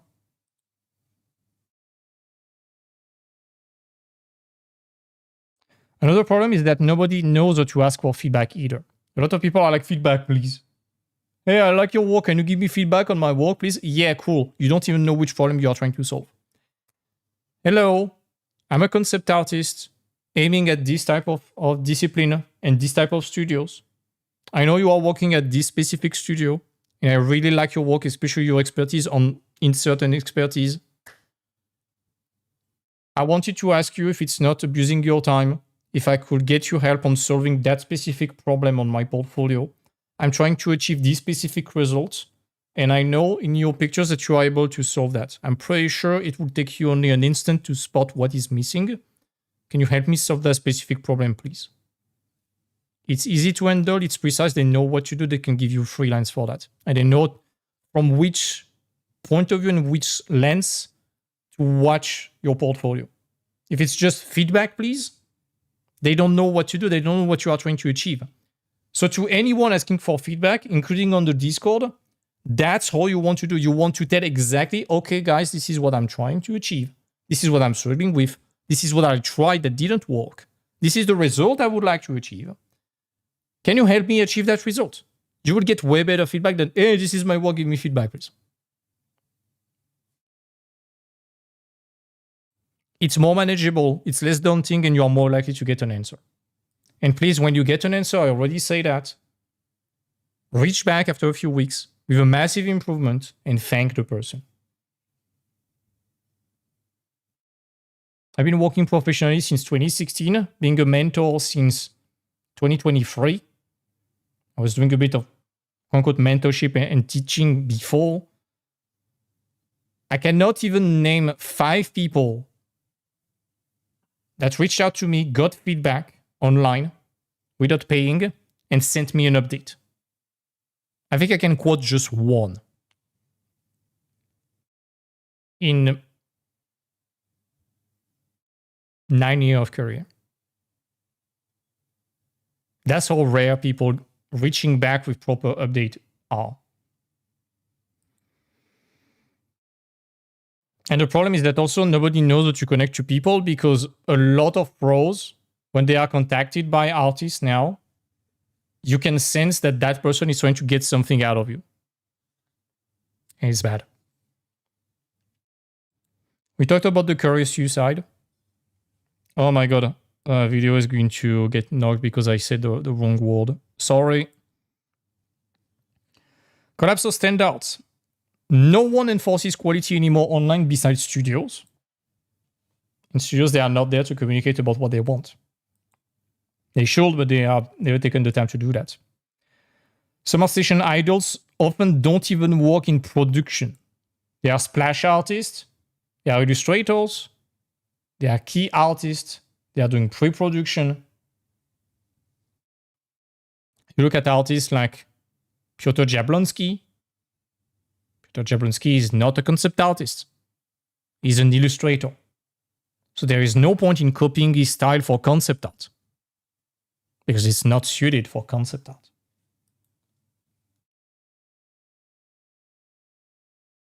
You look at the 1 pixel brush people, at least what they show online. This is pre-production.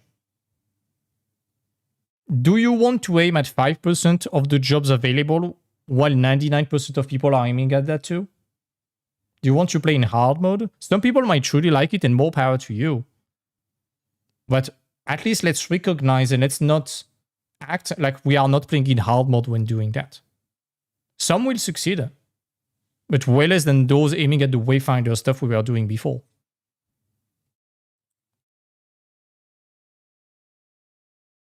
And most of the time, big names on our station, even if they work in studios, the work that they share on our station is not the full story. It's either highly curated production work, that is only showing the fancy stuff, or it's personal stuff that they are doing for fun. People worship the execution and render and not the ID. That's what Feng Zhu has been lamenting about for years. Everyone is reaching out for ease and shortcut. And a big problem is that a lot of people are calling a picture done when it's becoming hard. We talked about the orc from Chloe last time. I'm not going to show you that picture again, but that's basically the problem.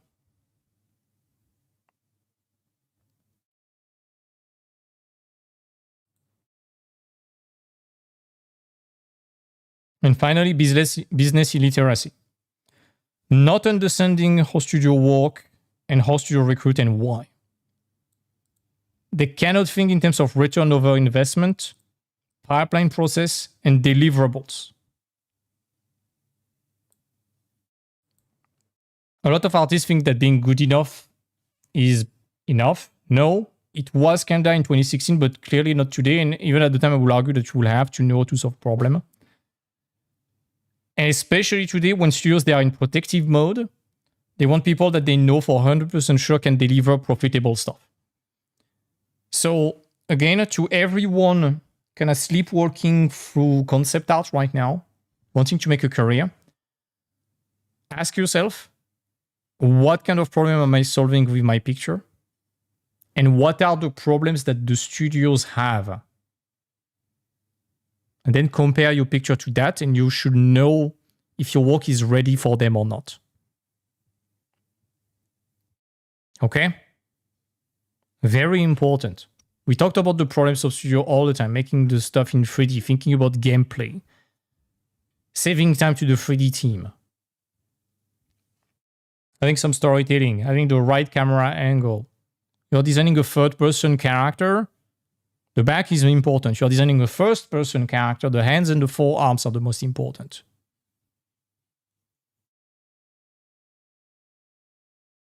Everyone in the chat right now, I want you to be honest. Whatever you're working on right now for your portfolio, if you know precisely which type of game you are designing for and what are the constraints to that type of game, put a +1 in the chat. If you don't know, put a 0. I want you to be honest, folks. Calciterine. Okay. Calciterine, you have the preparatory module. Adib, you have it. Josh, you're in the mentorship. Jello, you have the preparatory module.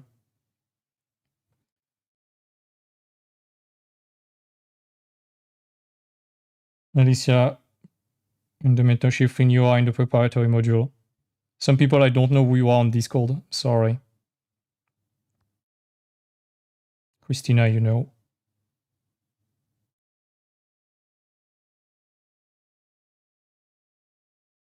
This is, you know. Here we go. I hope it makes sense, folks. The goal is not to expose you or to say it's bad or whatever, but it's just to help you ask yourself the right question. That's the way I see teaching. It's not telling you this is the way it works and you should only work this way. It's bad. I'm just here to poke your curiosity and help you ask yourself the right questions so you come by yourself with the right conclusions. Oh, Varika. Yeah, you're on the mentorship. So yeah, stop trying to make your bad business idea happen. It's never going to happen. Like I was talking about that last week about someone who said profit are bad and blah, blah, blah. That's an example of that. And I made that meme. My take, this is my take, concept artists will benefit more from learning business basics than from any new technique tutorial. I'm willing to take a bullet for that idea. So, how to escape the dark ages of concept art? We have something that I call the Triforce of Professional Artists. I made that little meme. After all these years, I finally have them all. Only keyframes, terminally online behavior, business illiterate. That's basically the opposite of what you need.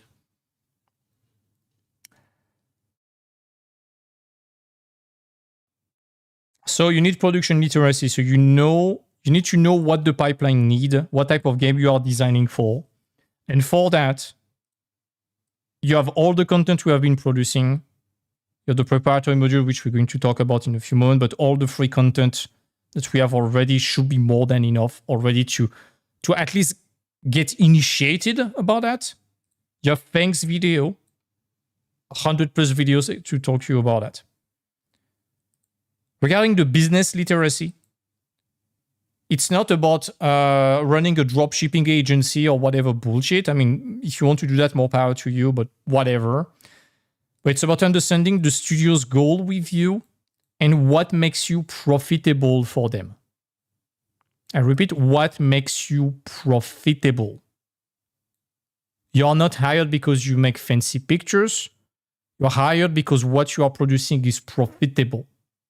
It can be fancy picture and sometimes it's something else. To me, the best way to understand at least the basics of that, go get the 100 million offer book from Alex Hormozy. You can probably grab the PDF for free somewhere.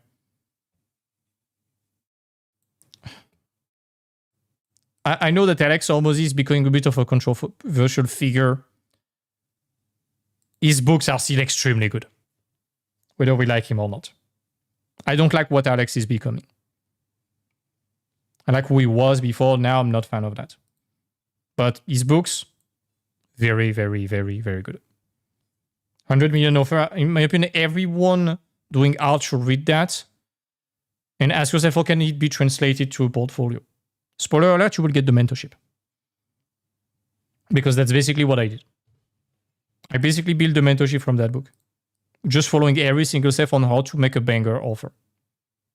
And then how to teach people how to make that banger offer to studios.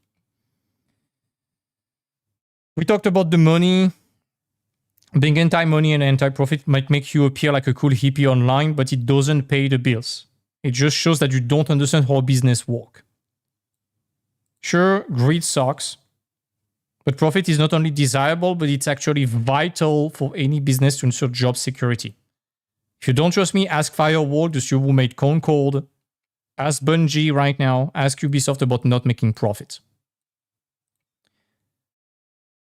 And I see a few artists saying that we don't need the money and to feed in the corporate machine. Let's make some sculpture made of cow dung and mud on trees that will only last till the next rain and live in autonomy that only 3 random dudes will see. Yeah, good luck. Either you have a big load of money and you can afford to do that. Good for you. But ask that to anyone in Pakistan or in a poor country. They won't like that. Leo Avro made tons of posts about that. So please don't be like that guy considering like, do I need to spit on company making profit online? Or do I want to get a job and making profit in my career? If you start believing that profit is bad, it's going to permeate into behavior and it's going to impeach you from making profit because you will think that you will be a bad person too. Again, greed is bad. What you do with the profit, if it's stupid, is bad. And that's the problem with a lot of studios, is that they make stupid decisions with a lot of profit. Profit in itself is the result of satisfied clients. Like profit, at least profit long term. It means satisfied clients. The last one, emotional stability. Don't be a PR liability that can detonate at any moment. Don't be that little grenade about to detonate at any moment, please. That's all I'm asking. I know that as artists, we are some little stress balls. I know that it can be hard sometimes. But you really, really, really want to be as in control as possible, at least in the professional space. Outside, there's nobody's business. You do whatever you want. But in a professional space, and social media are a professional space, whether you want it or not, be careful, please. Second thing is an honest self-diagnosis. What the industry needs is nothing more than a mirror. I like that picture. Professor, what does this mirror do? It shows us nothing more or less than the deepest, most desperate desire of the industry. Quit Blender and learn how to draw useful stuff, please. Please. That's what the industry wants. Again, it's just about asking yourself the question I was mentioning before. I know it's tough. I know it makes me sound like a mean person, and I'm not laughing out of you. I want to help you guys. Sure, I'm making a bit of a living with the mentorship also, but I like helping. And you have everything you need to succeed for free already. It's very, very important. Ask yourself, your work, if it's sent to the production team, can they do their job? Or are you creating more problem than solution? What problems are you trying to solve? What are the problems of the industry? You need to think, as obvious as it sounds, like a problem solver, because that's your job. But it's not just art, it's also business for the studio. Because you are there to save them money. Just like the engineers in any other activities, they are there to solve problems and to make a crap ton of money to studios or to companies. Okay, this one is going to be brutal. Most artists know exactly deep inside why they don't get jobs. It's just that most of them don't want to admit it. If your portfolio is a collection of copies of famous artists, if your fundamentals have been skipped and buried under flashy gimmicks in Blender, if your online profile is toxic, if you just apply 3 times a year, if at all, if you just sleepwalk through the process of making pictures and don't even think about what problem you are solving, if you skip the hard work, deep inside, you might deny it in public, but deep inside, you know very well this is the problem. It's not AI, it's not corporate greed, it's not the layoffs, it's not that artist who won that makes you lose. It's just you avoiding the hard stuff and that you know you must do, or else you just don't know yet what to do. That's okay, but it's time to acknowledge that if you want to move forward.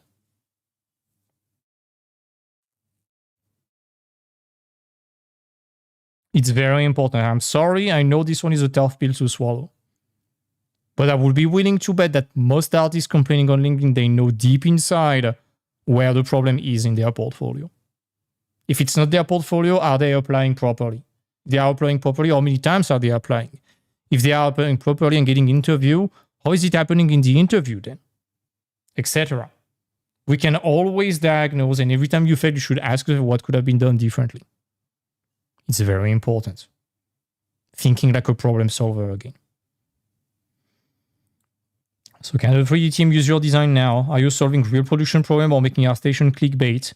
Are you showing what you want to make or what they need?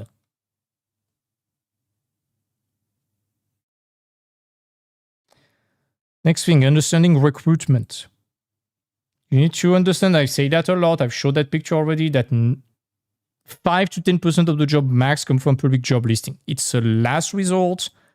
99% of the jobs, especially today, but it was still the same before, come from networking, trust, and recommendation. It's about getting to network with people, become socially calibrated and appreciated, and trusted enough to be recommendable by people. Especially right now where studios are in protective mode, and when they see applicants from job listings, they don't know who you are. When you get recommended to the studio by someone they know, the trust that they have to that person is transferred to you, so it's easier. They're going to challenge you way less when you are getting recommended compared to when you apply and they don't know you. Nobody knows how to network and reach out to people. We talked about that before. Solve real shit, not just flashy pictures. Saving time and headache to the production pipeline is better than rendering. Knowing how to give choice to the client with real designs is better than cinematographic stuff. Fake screenshot to give context is better than keyframes unless you aim at movies. I'm not saying that any of those on the right is bad. It's just that only that is not enough. Your artistic voice and what you really like to nerd about deep inside is better than the current hype of the moment that is going to fade in a week. Reliability and fundamentals is going to be better than technical wizardry and gimmicks. And understanding what studio really wants plus targeted works is going to be 10 times better than just following trends. When you follow trends, it's already too late. The more time and money you save to the studio, the more problem you solve with them, the more likely they are to get you hired. The less they have to train you so you get it, the less they will spend money on you, the more money you make with them, and the more likely you are to get hired too. So to everyone, I urge you, if it's not the case yet, if you felt called out in the Gumroad nerd, kid bashing, and going for the shortcuts, please go back to the fundamentals. I'm sounding like an old dinosaur saying that. Drawing is non-negotiable, or at least painting. I'm bad at drawing, I'm good at painting. At least decent at painting. It was enough to give me a career. 3D is cool, but please know how to draw/paint. Don't care if you don't know to draw if you are very good at painting. That's okay. Tends to be rarer, but that's okay. As I was saying, it's not about becoming a maximalist. There's only one Kim Jung-gi, actually was, rest in peace, Kim. And there's only one Piotr Kwinsky. It's about using the best of every technique to save time and to maximize results. You need to learn how to design with gameplay, context, and production in mind. We talked about that and more about that with the preparatory module. You need to go for the hard stuff. Because if something is easy, it means you already know it and you are not improving. If it's hard, it means you are exposing your flaws, exposing your own shortcomings, and you are giving yourself the chance to level up. And please expose yourself to real feedback regularly. The more you get, the more you can learn. Knowing how to ask for feedback, again, is important. Think like a problem solver equals business person equals concept artist. What is the art direction of that studio? What is their process? What types of games or projects are they designing for, and what are the characteristics of those? What are the constraints tied to that type of production? What costs them more money? And how can I help solving that for the whole team? The more you do that, the more money you save them, the more likely you are to get hired.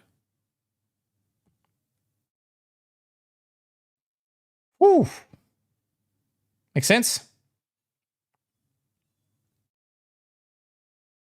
If you have some question, feel free in the comments to write them and start with caps lock question, and then you write your question. While you write that, I'm going to talk to you about the preparatory module very fast. It's not going to be a sales speech. I promise you know what it is. But it's just to tell you it's available again. I'm going to make it available for probably a week, something like this. And let me show you that. Oops. All right. Preparatory module. So, you know it works. So, let me give you a little list of what we have inside. As always, what you need to understand the industry, what to stand out in a saturated market, at least seemingly, the anatomy of a bad and good professional, way more thorough than what we talked about in the live, of course, the whole production pipeline explained.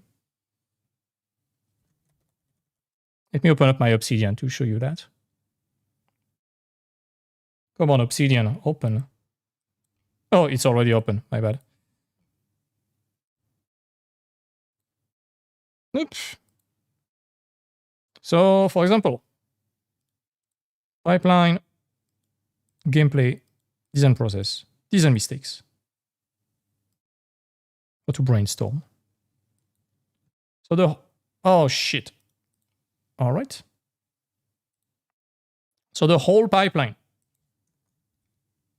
This is a full video explaining to you, okay, you are here. This is everything before you. This is everything after you. And this is what you do in terms of concept art to solve their problem and to save money. We talked about the main design mistakes, what is good, what is bad, and how to solve them. So example, sorry, Obsidian is always choking with photos. Okay, this is bad for environment design. This is good. With the different symptoms, like avoiding perspective, stiff perspective, it's on a grid, blurry background, etc. There's a demo on how to brainstorm. It's like a 2-hour video on how to brainstorm on the subject and how to find idea and make sure it's exhaustive. The full design process, I'm going to revamp that one with more precise example. A 3-hour presentation about the different gameplay elements and how to translate them visually. And more. How to unstuck your design, rendering mistake, design mistake, storytelling. Recently added, as I was showing you, the gameplay vocabulary. Added soon, case studies of what is expected in every single step of the design process. And time management to get stuff done. And a little bonus. Access to the replay of a video not only just for the mentees, which is the portfolio structure. What are the deliverables examples, so you know even more what is expected for the little exercise in the preparatory module. The replay will be available for a few days. I will make sure that the enrollment in the preparatory module is done. And of course, discount on the mentorship equals to what you paid. Just one thing before mentioning the price and giving you access to that. I'm going to leave access to it for a week. Of course, once you get it, it's lifetime access, don't get me wrong. If you go to Concept 101 and you are not part of the mentorship, there will be a massive discount there. So if you plan on going to Concept 101 and getting the preparatory module, I just want to be transparent with you, there will be a massive discount for those two Concept 101. But you will have to wait for the whole summer to get it. So it's up to you. Question before moving to your question. How much in the link? $150. Here is the link. Let me copy paste it in the chat. And let's answer your questions. Here we go.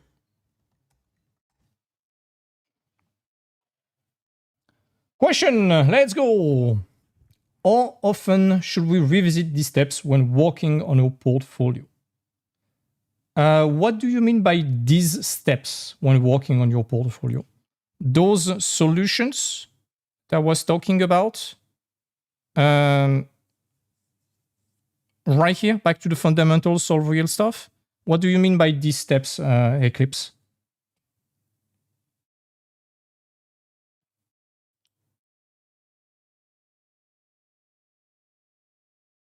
Full notebook with notes only from the preparatory module. I will let you precise your question, Eclipse. The last three. So think like a problem solver, back to the fundamental, and solve real shit all the time. Every day. Every day when you start your day, ask yourself this kind of stuff. Yeah. Every day. It's a set of questions that needs to be at the back of your hand all the time. Stick it on your wall, exactly. FZD style, exactly, Flynn. Thank you.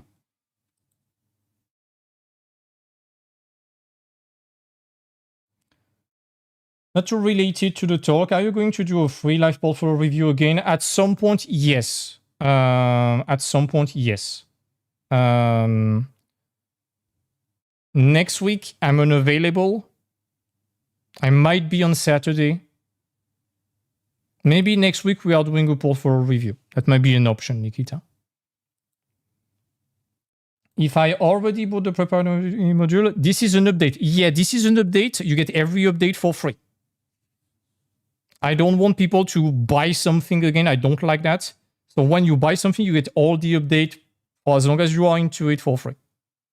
So no question about that.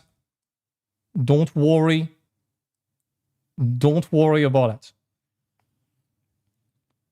You also get your little channel. Let me show you very quickly. Right here. People discussing. We got a few extra testimonials. So nice before and after that I was not expecting that. From Martin, who is enrolled in the mentorship now, by the way. But some beautiful improvements regarding design. So pretty cool. A lot of nice testimonials. I read a few. I'm not even here to read that or to force anything. You know the thing. So that's pretty much it. Back to the question. Yeah, I'm pretty sure people who have the preparatory module can talk about that in the chat, but I pour my heart and soul in it, just like I did in the mentorship. It's meant to help, save you a bit of time. There's a 4-week exercise that you can do during the summer. And I'm releasing it just right now, so you can have some stuff during the summer to train overall. Next question. When building a tailored portfolio based on what a studio needs in terms of style and art direction, isn't there a risk of making it too specific and adaptable to others? So that's a great question. And I don't know if you watched that video that I can put the link down below right here. Here we go. The artnest.academy/portfolio guide. Let me move it a bit. Here we go. Or in the video called on YouTube, how to craft a portfolio that gets you hired.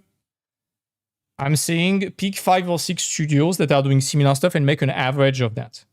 So first of all, we pick those 5 or 6 studios, and spoiler alert, there's going to be way more studios doing similar stuff, because when you make the average, you're going to realize that all those studios, they do basically the same stuff.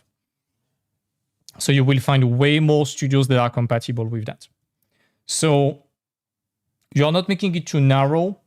You're presenting yourself as an expert in that domain. And it's better than spreading yourself too thin by wanting to be a one-size-fits-all that fits none. That's the way I will do it. In production literacy, it said thanks video. Is there a link or specific videos we should focus on? I have a few lists that are right here in the preparatory module, but I can give you some other example. FZD School YouTube. Nope.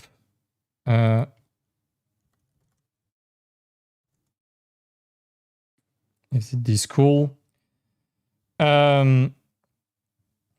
Spirit of entertainment design. What is entertainment design right here?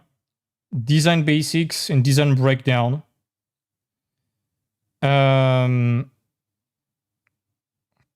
Getting a job. Time management is great. And then regarding design basics, form follows function is great. And then I like the applying risking, playing with scale, mixing surroundings.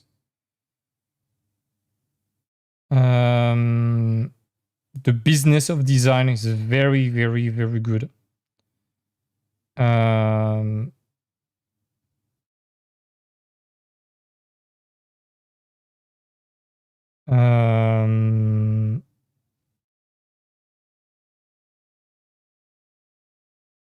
that's pretty much it. If you need to curate what you see, that will be it.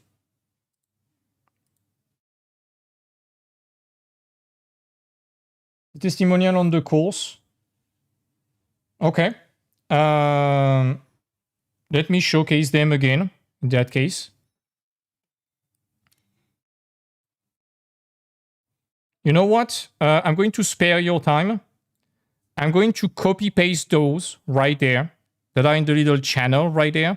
I'm going to make an announcement just after on the Discord server, right here in that channel, giving the link. And I'm going to copy paste all those testimonials there. This way I don't have to read them to you. I'm saving your time and you can read all of that. Okay? Sounds fair? It's going to be a bit easier. And honestly, you know what? Rather than reading that, you want to know something you can do? Go in the general, ask the people who have the green name what they think about it. I would prefer that even more than showing testimonials.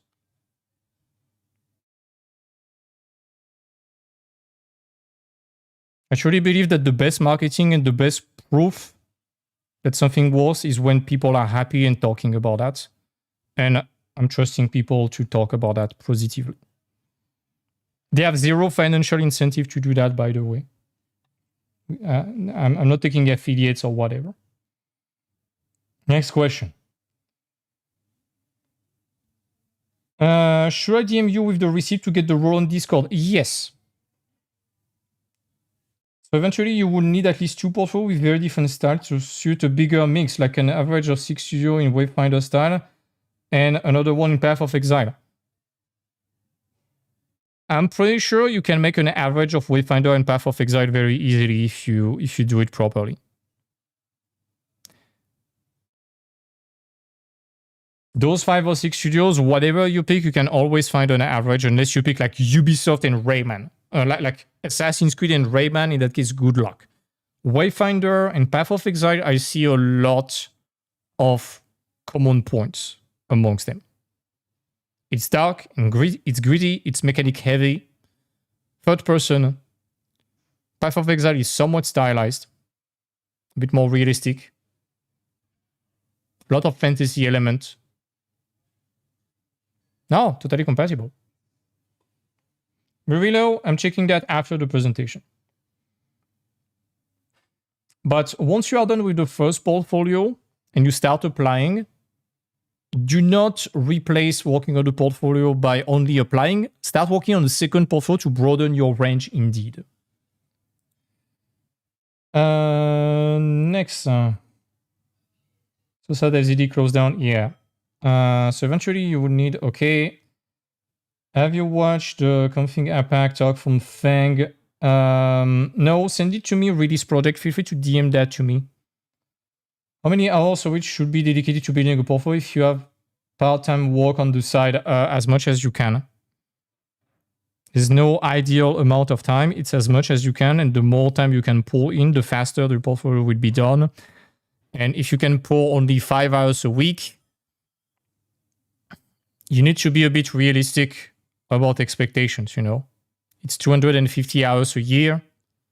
Conservatively, let's say 200. You're not going to go very far in a portfolio with that. So how much time do you give yourself? How much time are you willing to put? That's a question between you and you. But anyone telling you, yeah, you can work only 1 hour a week on a portfolio and get a job in 2 months is lying to you.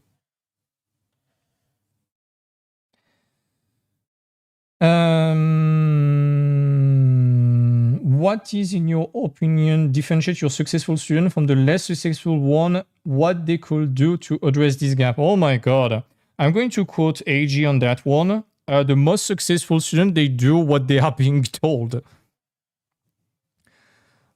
In more seriousness, the common points with the most result-getting mentees that have been sharing the work off non-stop, like Axel, Gael, Chloe, Alex, Jess, Zane, Albin, and so many more that I'm forgetting about, Fosco, etc.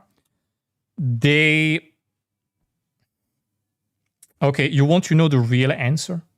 You want to know the real answer? You want to know the answer? Let me show you something. I have a little conspiracy theory for you. Let me go in the server. Let's check the role.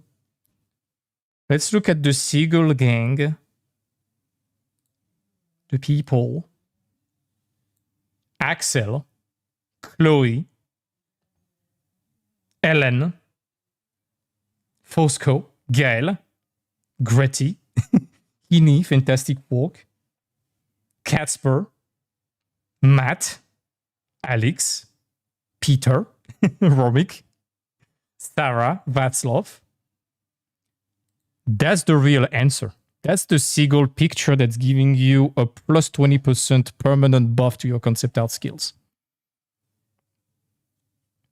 That's the reality. No, more seriously, The reason I'm showing that Seagull Gang is because it's been made by the OG of the servers, and they are always in that channel. They are always sticking to the community. They are always together. They are always with each other. They are always kicking each other in the butt. They are sticking together. They are getting involved in the community. To me, that's the most common point. And by getting involved, by joining the chat regularly all the time, and I see you like Noah, for example, you are there all the time. Cheese, Adib, I see you are there all the time. I'm sorry I've not answered your DM. I'm going to make an exception and answer it because you are very involved in the community. But those people are building the habit of going there. So they are working regularly, and progress is a result of being regular.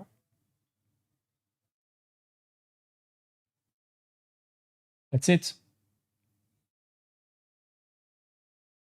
You get the buff. So that's the common point. So to address this gap, join the channel, get involved, get yourself kicked in the butt a bit sometimes. And yeah, that's it. And we got a French fry stash right here. We are making some memes. It's funny. That's fine. Free to apply and understand. Oh, Ronan, welcome to the cult. There you go. Welcome. Accepted.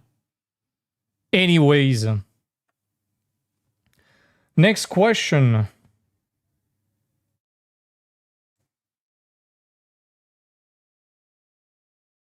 Do any of your students have no art background or art school at all, but end up working in studio? Yes. I mean, some of them, they did art school, but they did not graduate. Axel, no art school degree. Chloe Gael, no art school. Alex, no art school degree. Sarah, no art school, graphic design school. I don't know the background of art school history to everyone, but there's just a few examples that I can name. Casper, I don't think he did art school. Who got hired recently? We got Ilya, I think no art school. Maria, no art school.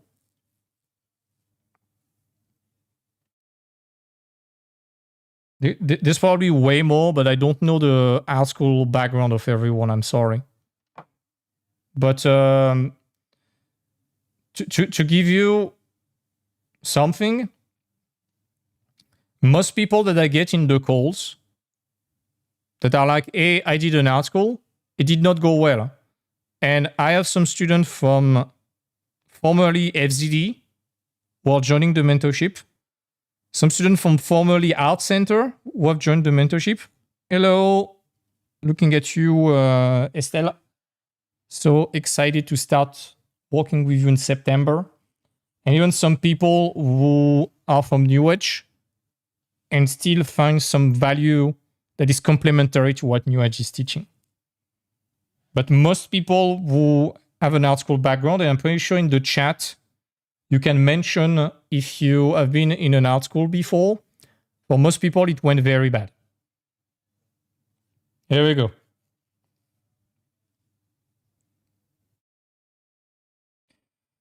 Next question. Will the preparatory module be aimed at people with industry experience as well? It's aimed at absolutely any level, whether you're an absolute beginner, it's going to save you so much time. Whether you are close to portfolio building moment type of level, or already working a bit, or even working in the industry, it's going to bring you some value.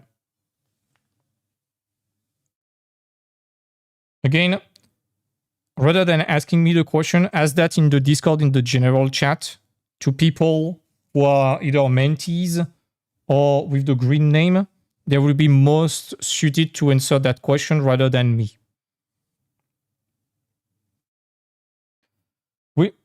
Buying the preparatory module, is the discount only valid for September mentorship? No, it's valid for life. Whatever price you got it at, that's the discount that you get for life. So even if you apply in a year from now, You just show me the receipt and I'm applying the discount to you, no question asked.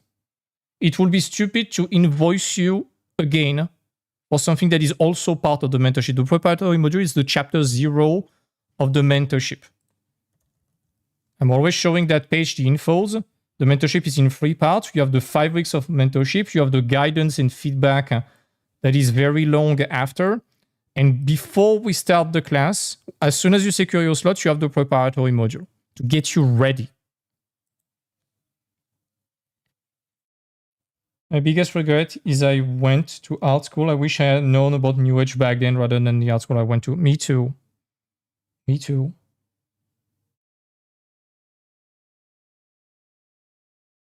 Dave went to FZD. Here we go.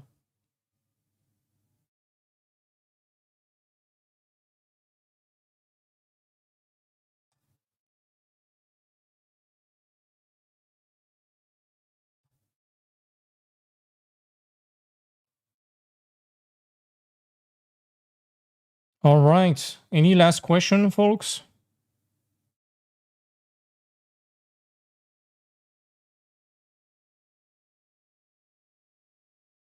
I hope that stream was not too violent.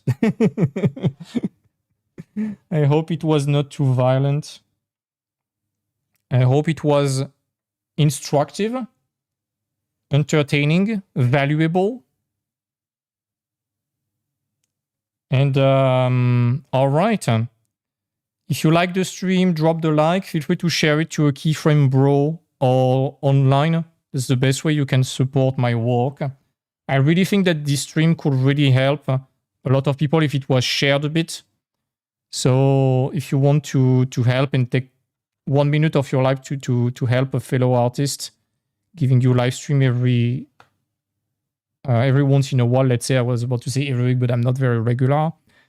Grab the link, share it online, and make sure that the people who need it know it exists. If you are not on the Discord, join the Discord, please. It's very important. Grab the free course at the same time. And yeah, I forgot to answer a question for how long will the preparatory module available. I will let it available probably for purchase until next Sunday. So basically a bit more than a week available to purchase it. If you purchase it, then it's lifelong access, including all the updates. Like and subscribe and smash that notification button, just like in an info. Let me do it again. Like and subscribe and smash that notification button. That's it. All right. Hope you enjoyed the stream, folks.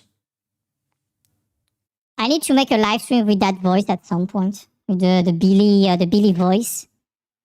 A lot of people, they are not familiar with Billy. They don't know who is Billy.